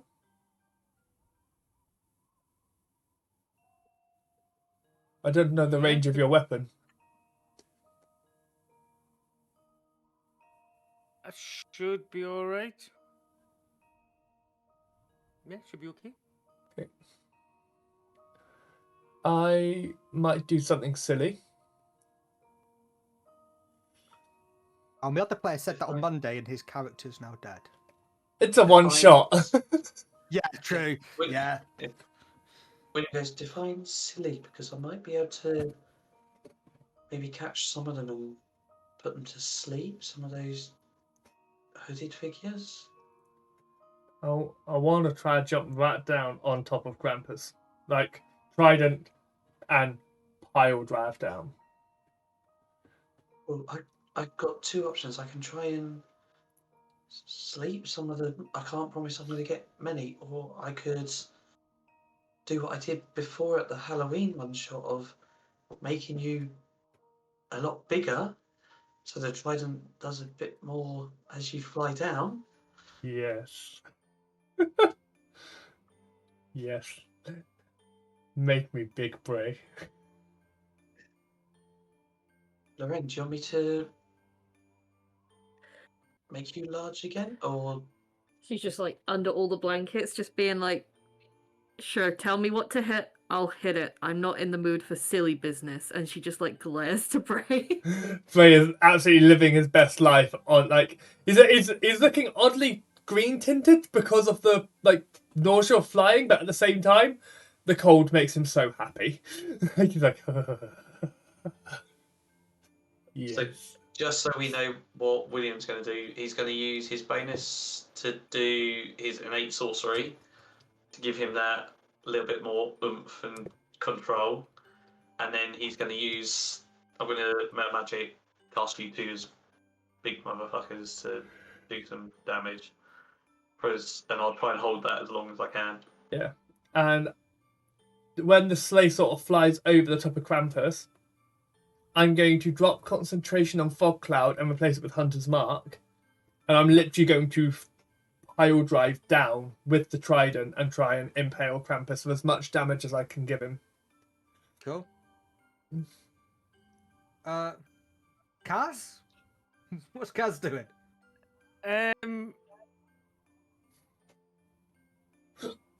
Aubrey and Lauren are going to be big in the sleigh. I can do it if they both jump out at the same time. I can do it before they hit their targets.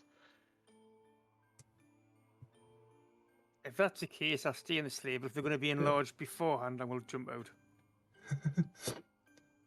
On my shoulder? I was planning on staying in the thing flying around and just casting little bolts down it. Sure. I think I'm definitely going to jump out and hide somewhere. Okay. If you want to lift down, Okay. my back's available. I don't even know how high we are off the ground at the moment. Oh, we're about to find out because I'm going to take full damage. You're probably, from where this is, you're probably about, I'd say, you're really sort of 30, 40 foot. Yeah. As long as we swoop down at some point, I'll jump out. Okay. But if you guys communicate with Rudolph, Loren, you do you want to fuck some shit up? Yes, but one of those things is not my backs nor my knees. I'm gonna wait until we swoop down a bit first before we jump. I'm jumping anyway. Okay, so are you guys? Do you guys need making large? Me, Yes, yes. please. They will be. Loran? Both of them. Yeah. Okay. Oh, Luckily, it's a big sleigh. big God, old you break. You just sat on William. There you go. Lost concentration. Yeah, William's not dead. We don't kink shame. Okay. Christ. So Rudolph will move you to have. If he knows this is your plan, he's going to Yeah. move you to about here. And his brains aim to literally try and land on Krampus. Yeah. Essentially trying to get supplies round in as a... Okay. And the other 3, are you waiting till it swoops lower? Well, Yeah. I'm going to stay on. Pretty Okay. much above where we are now. If we're super low, I'll jump out on that little ledge. Yeah. So I'd say you've probably got like a round of him moving it back round, and then next round you're probably good to go. Cool. Okay. I'm going to ask for a stealth check from Bray for this, but please with advantage, because you have done things that make you less visible. Glad it was advantage. That is 21. Cool. That's fine. So as Bray jumps out, and is he going with like his trident into him? Yeah. Yeah. Okay. So I'm going to say roll this as if it'd have been a crit. Actually, roll to hit first. Yeah. Am I adding full damage because I've gone from height as well? There's going to be full damage on Yeah. top of him. There's also going to be full damage to you. That's fine. I'm expecting that. So I rolled 22 to hit. Rolled a 16. Yeah, you hit. Yeah, you hit. So for this, you probably fall about 40 foot. Yeah. So it's probably, if I'm right, about 4d6 bludgeoning damage to you. Yeah. Also to him. Am I adding that 46 as part of the crit damage as well? Yes, you're not getting a crit on the 4d6, but add it as Yeah. extra damage. So it's currently... Because you're also enlarged, which gives you a 1d4 D4? as well. So that is But currently... you take 15 points of bludgeoning damage. That's fine. I can take that. I rolled really well, to be fair. Happy with that. So here's my question. Am I getting as if a full supply zone, action and bonus action, or is it just a single strike? Just a single strike here. Okay. So I'm... He's too surrounded, I would say, to be able to get full surprise. Yeah. So that works out as... That's 8 plus... That's 18 plus... 22 plus...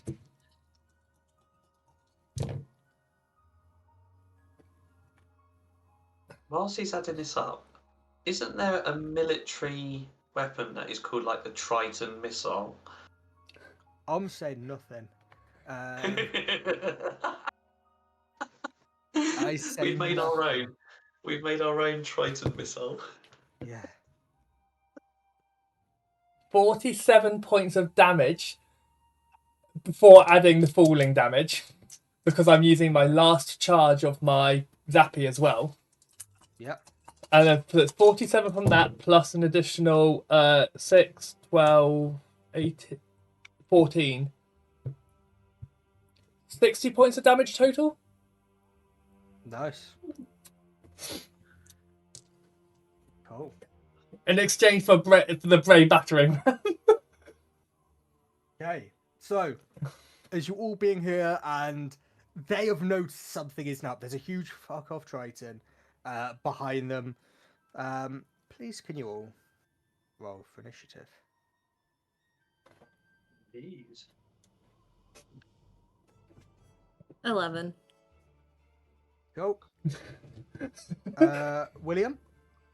17. Nice. Bray. 21. Nice. And Kaz. 19. Nice. So, at the start of the round, following off his previous attack, we have Bray. Okay, I'm going to try out my full combo because I've already got Hunter's Mark set up. I won't be able to add lightning to it anymore, but Was it on Krampus? Yeah. Cool. So it's going to be a trident attack first for... I'll see what hits and I'll do all the dice at the end for clarity. Yeah. 18, Yeah, that hits. followed by a Nick dagger attack for a natural 20. Cool. And then I've got flurry of blows Yep. for 2 unarmed. Another natural. I'm not fucking with this shit. I've got another natural 20.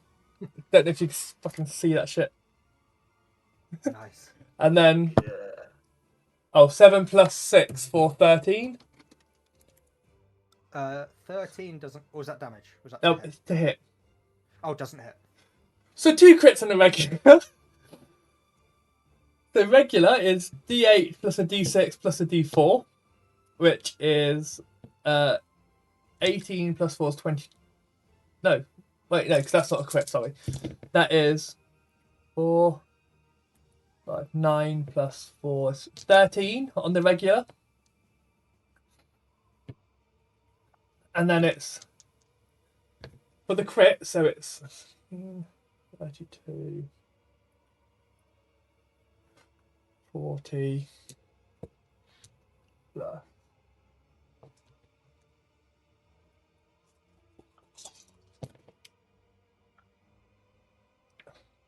48, 50, 52, 55 plus 56. Oh. So that's 60 from the last one. Then I've been doing it as before, yeah. I think it works out roughly about just over 120. Yeah. And Bray is fucked. Only just on orange.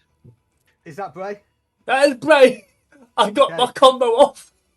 Brilliant. Kaz, you're up. Have I been deposited onto solid ground yet? Not yet. No. You at the end of Rudolph's turn, so probably at the end of this entire turn, you'll be probably at a good height to be able to drop down. Okay, then at the moment, in that case, if I'm still in the sleigh, I'll just take an attack, and I'll aim for the hooded figure with the purple outline, Yeah. I think. Yeah. Yep. It'll just be just a normal attack. As we're flying around. 16 to hit. Yeah, that hits. And damage on that is just a flat 10. Well, a flat 10 is enough to kill the creature outright. As you kill it, you hear this demonic scream as it dies, and you see it almost like where his hit is just dying. He's making a meal of this death, but it goes down, and it is dead. Oh, I'll definitely take that. Yeah, I'll end my turn there. Okay, so it's this little ice mephit here who Bray's the only one they can go for. In reaching the rest, so it comes up and goes to swipe with its little claws, as they have done. They've not got much these ice methods, but they do try. And that is it's a 10. That won't hit Bray. William, you are up. Mm-hmm. Hey. Seeing where I'm at, because I'm going to stay in this wagon. I'm going to target the big bad boy at the back. Blue or orange? Which one was closest? Orange. And I'm going to do my innate sorcery, my sorcery burst. And something I forgot about earlier, because I'm using my innate sorcery, I get advantage on this attack. Nice. Something I forgot about on my attacks earlier. So a natural 20. So Yeah. it's It's a eight, Christmas 8. miracle. It's a Christmas miracle. Questmas. 8 Sorry, Questmas. plus 8, which means I get to roll again. See, plus 8. I get You to do all it one more you time. all need 2 dice. I've decided. Plus 2. So 10, 18, 26. Question: Fire damage. because he's had to roll additional dice, Does he get additional maxed dice with it? Because it's technically then become 3d8s that he's rolled for the hit. And it's a crit. So would he get 3 max d8s instead of just the 1? Never not thought of that. We say It no. only says if We'll take the damage you've done now, but we can look into I was gonna something say- like that. I was gonna say it says if you roll an 8 on a d8, then you get to re-roll the Right, dice so again. I wouldn't say so then. Yeah, I'd say it's Yeah. making you to. It's forcing you. I tried to get you extra damage. He did I try. know. I did appreciate it. I think I did enough damage there, to be fair, for little William Is that William? cantrip. That is William. Okay, so Krampus turns around to Bray. Having been, quite frankly, nearly slaughtered by this Triton.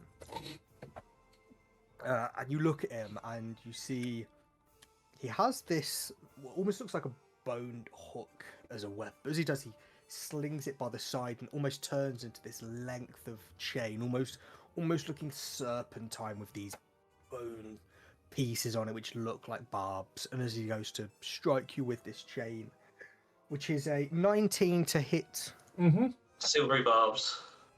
That's right. It is a 21 No. to hit. I tried. You've got advantage though for your next attack. I'll take it. So as he hits you, see it whip round as it goes and catches you for 11 points of slashing damage.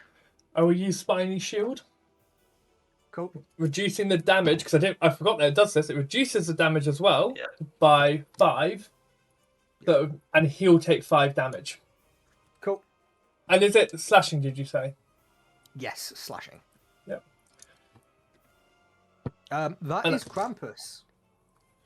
I maintain Now the ice concentration. troll, who's spotting all of you, is gonna come here, and is gonna try and almost very similar to the snow golem, pulls up this sort of ice snowball and fling at the sleigh.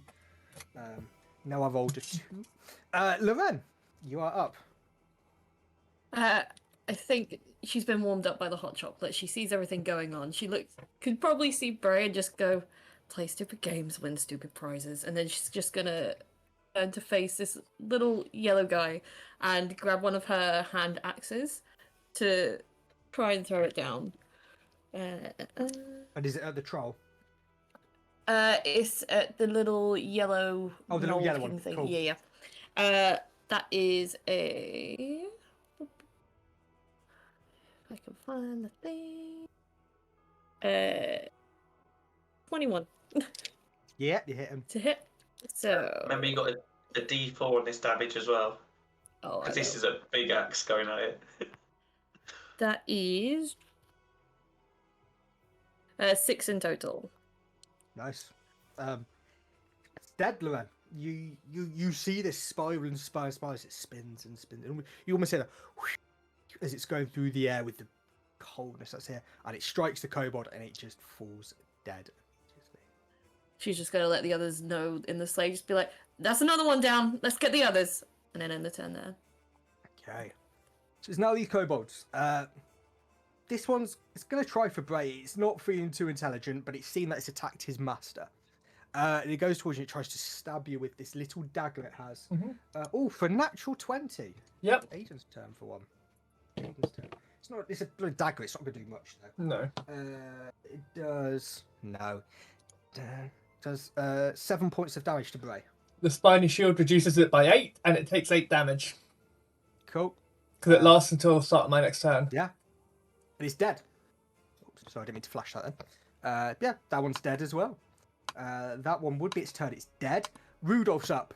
And Rudolph is going to sort of come back to here ready to sort of drop off. And he just lands the sleigh nicely just by this little bit of ice which is sticking out there. Rudolph, you can almost see the magical range just leave from him as he jumps off and goes to headbutt this ice troll. He's going for it. That was a... Ooh, yes, that does hit. Nice. Go on, Rudolph. You absolute legend. And he did 6 points of damage. So he's trying to help, bless him. It's now this blue ice troll who's seen you all get here is going to run... Oh, I got it. You can get to there. There you go. He's there. This kobold is probably going to go for Rudolph. Probably try and slice up Rudolph with his dagger. That's a 19. So that will hit. And that does... Silvery parts. Don't kill Rudolph! Oh, Just 3 points of damage to Rudolph. Is this ice method here? Probably going to go for Bray as well. It's trying to attack. It's not really got anyone else it can go to. It's going to try and claw at Bray for a 12. So that will not Miss. hit. We are back to the top of the round, and it is Giant Bray's turn. I am going to start with a bonus action. Oh, wait, no, I've got... Oh, no, I used that spell slot. So I'm going to use my bonus action healing word to heal myself. Smart. For 10 points, Nice. which I will happily take. Yeah. So you marked as used. Oh, it's just rolled the dice. Sorry, everyone. Didn't mean That's for... fine. Oh, well, I'll take the 11. I said that. Then... do I play defensive or do I fuck shit up? That's Also- the question we all ask ourselves. I was meant to get Krampus to make... Oh, no, he would have got up anyway. I was going to say, he hasn't moved. Topple, Trident, I keep forgetting. I'll go with my Trident on him. Cool.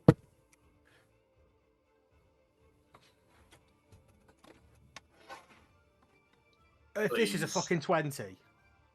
Oh, for fuck's sake. Literally, it's you lot. Can he also make Yeah. me a con today? What, Krampus? Mm-hmm. Con Yeah. save from Krampus is a 17. Yeah, so he's still standing. But he takes... I rolled low. That helps. 5 plus... 5 plus 18. So it's 27 points of damage. And then my dagger. Not ending the combat, but how would you like to do this to Krampus? I'm sorry, Aiden. It's fine. It's fine. This is your Questmas present to me. I'll fucking Krampus up. I am quite literally going to skewer the trident under a soft pallet. As I do, I'm going to, as all in one action, I'm going to basically take my dagger, slash at the throat so his head comes off, and then bring the dagger round with my nick attack on the purple mephit next to me. Nice. Not a crit, only 14 So that will still hit though. for 14 points of damage. Nice. Yeah, and I'm literally standing there, trident in hand, Krampus's head sat on top, and dagger shoved into the flank of the mephit next to me. Yeah. And that will be Bray's turn. Okay. Kaz, you up? Not sure how I'm going to follow that up. I'm going to assume that Rudolph is classed as an ally, Yeah, he is. Yeah. and I'll attack the orange ringed ogre creature. Cool. So let's see if I hit that first. If the other group destroy this in one turn, I'll be really upset. 23 to but- hit. Yeah, that hits. Damage of the crossbow, a lowly 6. Sneak attack on top gives me 7 additional, so 13 damage total. Cool. As you strike this ogre, they lay dead. They, Oh, okay, they, fair they enough. tried. No. They tried. Yeah, he had 7 hit points remaining. That was meant to be then in that case. Exactly. You told me I'm- kill. Going to kind of step aside a little bit and hope that Loren wants to rush past me and take the other one. And I'll end my turn. Okay.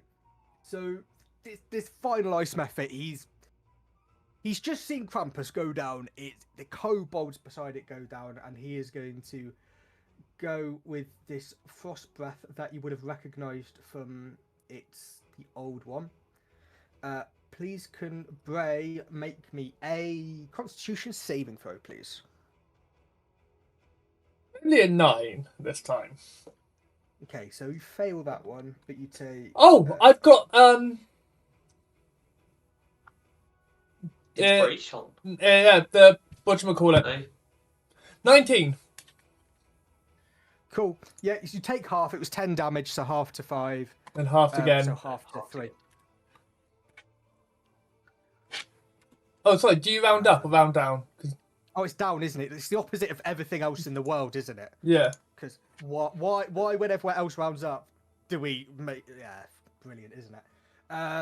Yeah, that's the ice method. William, you are up. It's just in this car. See everyone's doing well. Just see the big one. I just think, sure, I'm gonna just start hitting that one, but just so when Lorraine gets there, he's already a bit weak in front of me. In front of her, even. So is that the blue. big blue one? Yes, please. Cool. We have advantage again. Advantage. 18 plus 5. Yeah, mate, you're fine there. So, no crit this time. Thank God for that. And 4 fire damage. Cool. There you go. That's a decent turn. Yeah. Loren, he's yours. I'm gonna just stay in the car.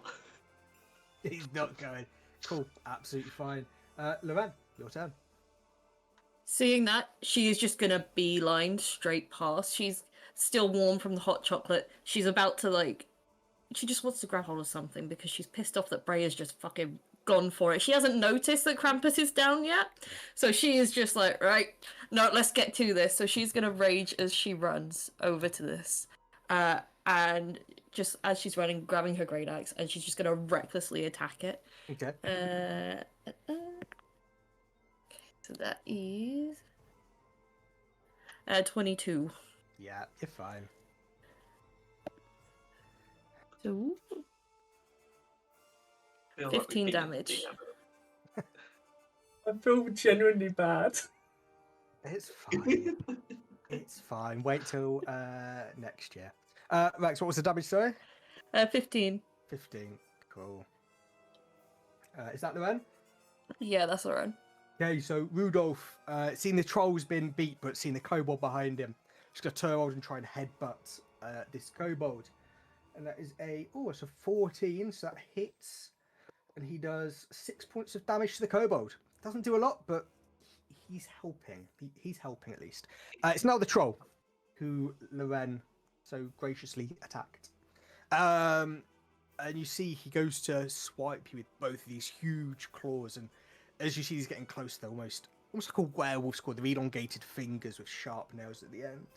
The first claw he goes to swipe is a 15. That hits. And the second one he goes to swipe is a 14. Also hits. Oh. Okay, so that does 17 points of slashing damage to Loren. Half at least. She's raging. Is it half? It Yeah. should be half, yeah. Half because you're raging. But that was the full damage. And then the kobold is going to attack Rudolph again. He's not liking this red-nosed fella, but he misses, so that is really good. It's nice Blue Ice Mephit, who they're just going at Bray. They can't do much, but they know they want at least do some damage. And that is that's a 7. Bray, you're up. I'm gonna fuck shit up. Because why not? I'm a kick the weak one in the face. Yeah. So the one to the right, yeah? Yeah, the one that's already been wounded, and that's 15 to hit, That hits. and that is because I haven't moved my thing, so it's not as much damage. Oh, what a shame. Sorry, you let me get a turn to prepare. It fucked I him know. up. To be fair, it was cool, so I don't mind. I genuinely don't. It was a cool way of doing it. 9 points of damage kicking to the face for the one on the right. And then I will, seeing he's still standing, do it again. By the way, I'll say now actually. I'm using sorry, map. I keep scrolling. Using a key point for flurry of blows, so I basically get all 4 attack. Wait, I used a key point on Krampus as well. So it'll be my last key point to get all 4 attacks off, basically. So it's going to be 13 to hit. Yes, that hits. So that will be another 10 points of damage. And that's at the same one, isn't it? Yeah. Cool. So as you hit it, it dies. Mm-hmm. It does explode, as you know oh too well. So please make me a Constitution saving throw, please. 21. Cool. So you pass, but you take 2 points of damage, half to one again. So 1 point of damage. Nice.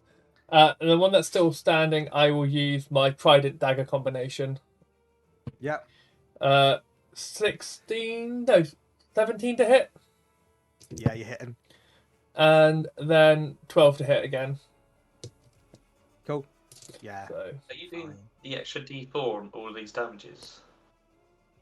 I have literally picked up extra D4s just to make sure that I'm rolling them.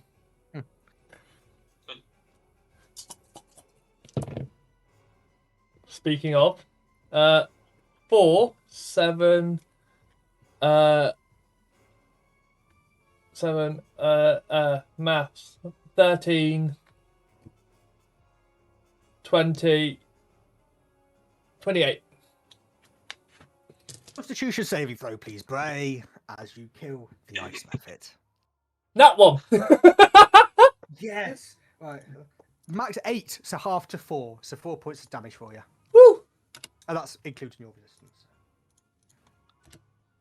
Okay, is that Bray? Please Uh-huh. Cool. Movement. Oh. I'm going to move down here, basically acting as a additional target to try and protect people. Brilliant. Kaz, you're now up. I'm going to attack the troll between Bray and Lorraine. Yeah. Because why not? I'm not going to hit it with an 8 though. No, you're not, I'm afraid, mate. No. That's a shame. Yeah, not much else I can really do. Because I don't really have any bonus actions. Stay where I am, I'm out of trouble. I will end my turn. Okay. William, you are up. I'm going to cast a lovely fire at the kobold. Okay. I'm going to keep my little Rudolph, alright? One was a nat 1, the other one was 12 plus 5. Yep.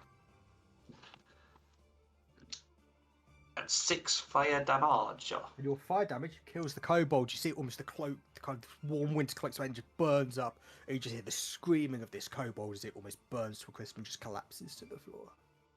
Oh no. That wasn't made of ice. I lose my power. Oh, I need to slap him. Is that William? That is William, he's frozen. Okay. Loran, you're up. Right. I think seeing Bray come over, she's just even more like confused, like what the fuck? And she is just gonna try recklessly attack it again.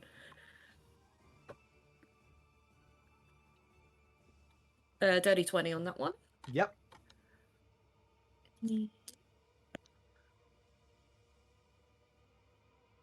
10. Nice. Is that Plus Loran? the D4.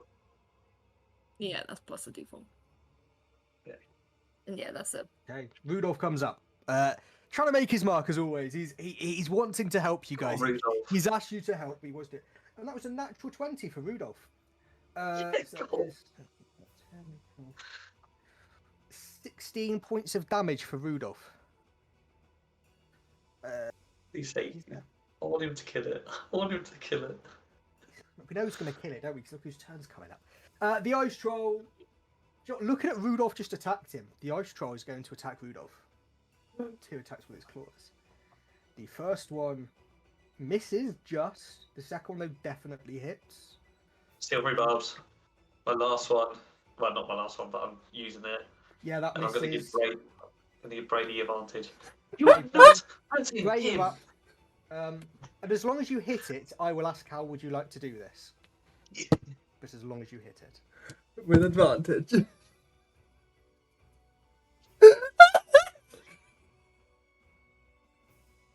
Did you get that 20? Ah. I went from a How 1. would you like to do this, bro?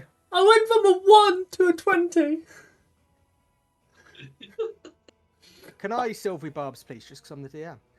I- My inspiration. I never get inspiration. I would take yeah, how- Krampus's head off of my trident, throw it at the troll's feet, and as I do, I'm basically going to actually set Loren up, and I'm going to stab the trident through the troll's chest, grab its arms, and like armbar it as I'm pulling it up, so that Loren can basically use her great axe to get the final blow. So how would Loren then do this? She sees you do this, and she just glares at you, being like, I don't want your fucking pity. But then she sees the troll, and she's just like, she's channeling all her anger from just the whole situation through her great axe. And she doesn't even use like the blade, she uses like the pointed bit at the end, just to kind of like stab it in, twist, and then push it in even more as she can, whilst just glaring at Bray the entire time, before slowly pulling it out with a squelch and just leaning on it. Like, you have some fucking luck.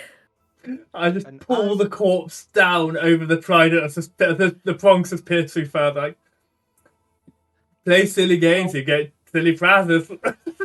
Well, happy Questmas for that note, everybody. But no, as you kill the final ice troll, you are all now Level out up. of initiative.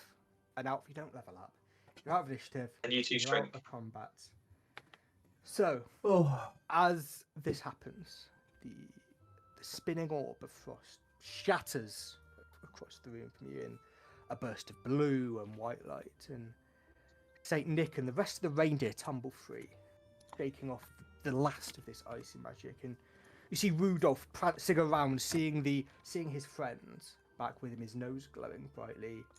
And the other reindeer stamp and shake the snow and the frost from their coats. And you see Saint Nick straight in his robes, dusted with this almost unearthly frost, and smiles at you. You've done it!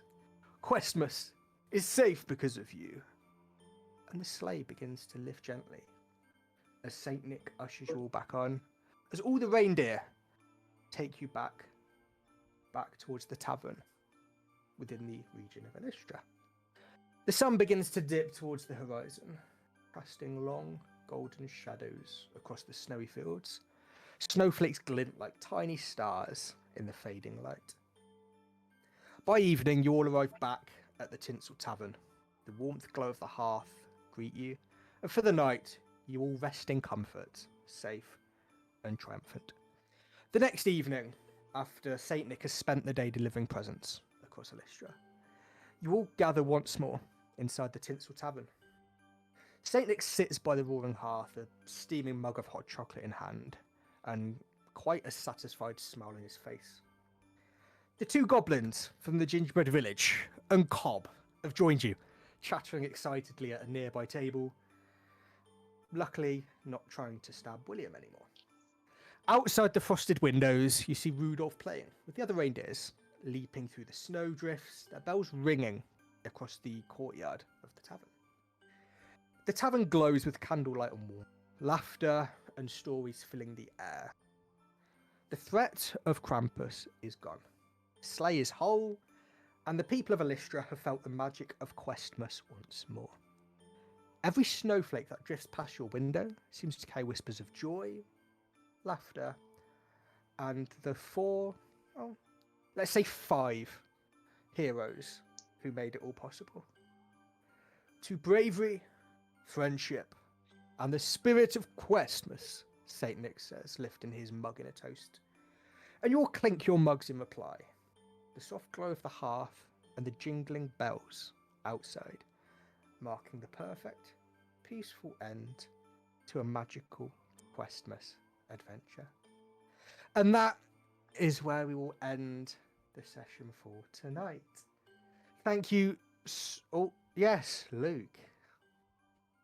Whilst we're all sitting in the tavern, William goes, "Oh, hang on, guys!" And he goes over to a bag and he opens his bag, and he goes, "Fluffy, how did you get in there?" And he just puts him down next to the fire, and then he grabs some presents out. He goes, "Guys, Merry Christmas," and he's going to hand you all them. I know this sounds really daft. I have sent everyone a gift. I think they've all got them. Kylie, I hope you've got yours. Much love. You know, open it whenever. Yeah, guys. Merry Christmas. Thank you, mate. Thank you. Please open them. Thank you.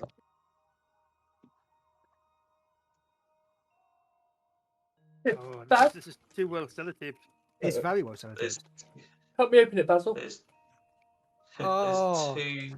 Help me go and There's pull. one that's very important. Pull. Oh man, that is so cool. We have a tradition. He opens up Christmas presents every year. Oh, it's blurring. Look at that, guys. Look how cool. It's not shown properly because I'm blurring, but that is so cool. I'm Very nice, replacing my thank you mouse very mat much. now. Yeah, I love I've that. done- Thank you. little mouse mats for all. Have you read the message at the bottom? I love it. Yeah, I'll read it. So, in dungeons and in life, true treasures isn't gold or glory. It's the friends who roll beside you, and the one who rolls against you. Exactly. And then there's a little sticker I found. Got a little this oh, lovely, little lovely turtle. little person that makes these That's so cool. a craft show. Please say yours is in there and you haven't lost yours. I've got nothing in there. Oh no! Oh, I'm so sorry. You had a snake that had a monk thing. Ah. Oh, I feel really bad now. Well, we all know I I don't love a have it here. portal. It might be in the grey bag. But Yeah, thank you so much for that, Luke. Honestly, mate, that is amazing. I know we've all done bits. If you guys want to know what we've all got, because mine haven't been sent yet because I need to do some tinkering, you can always catch us next year when we are back. Or why not shameless? Luke, you like doing the shameless plug. Go on, Luke. Come on, guys. We've got our link tree. We've got our Discord where we've got lovely people who are doing amazing stuff in there, making memes. There's some really nice chats. Lovely people. You found it. In the grey bag. And there's also other places like our TikToks. Yes, we know there's nothing on there. We've just been talking about starting it in the new year. We're gonna have a look. But and Instagram, if there's anything that you guys think and you're good at clipping, feel free to send it over to us. Come and join the Discord. We can, play with it. We'll try and make it so we can get into stuff. We're a community. We like your help. We're not doing it just for us. This is hopefully an adventure for you as much as us. And thank you very much, everyone, and Merry Christmas. Yes. Merry Christmas. Yes, Merry Christmas. So that does wrap up this year for questing through Elystra. Thank you all, both adventurers, my friends, and the viewers alike, for joining us on this festive adventure and on our story so far this year.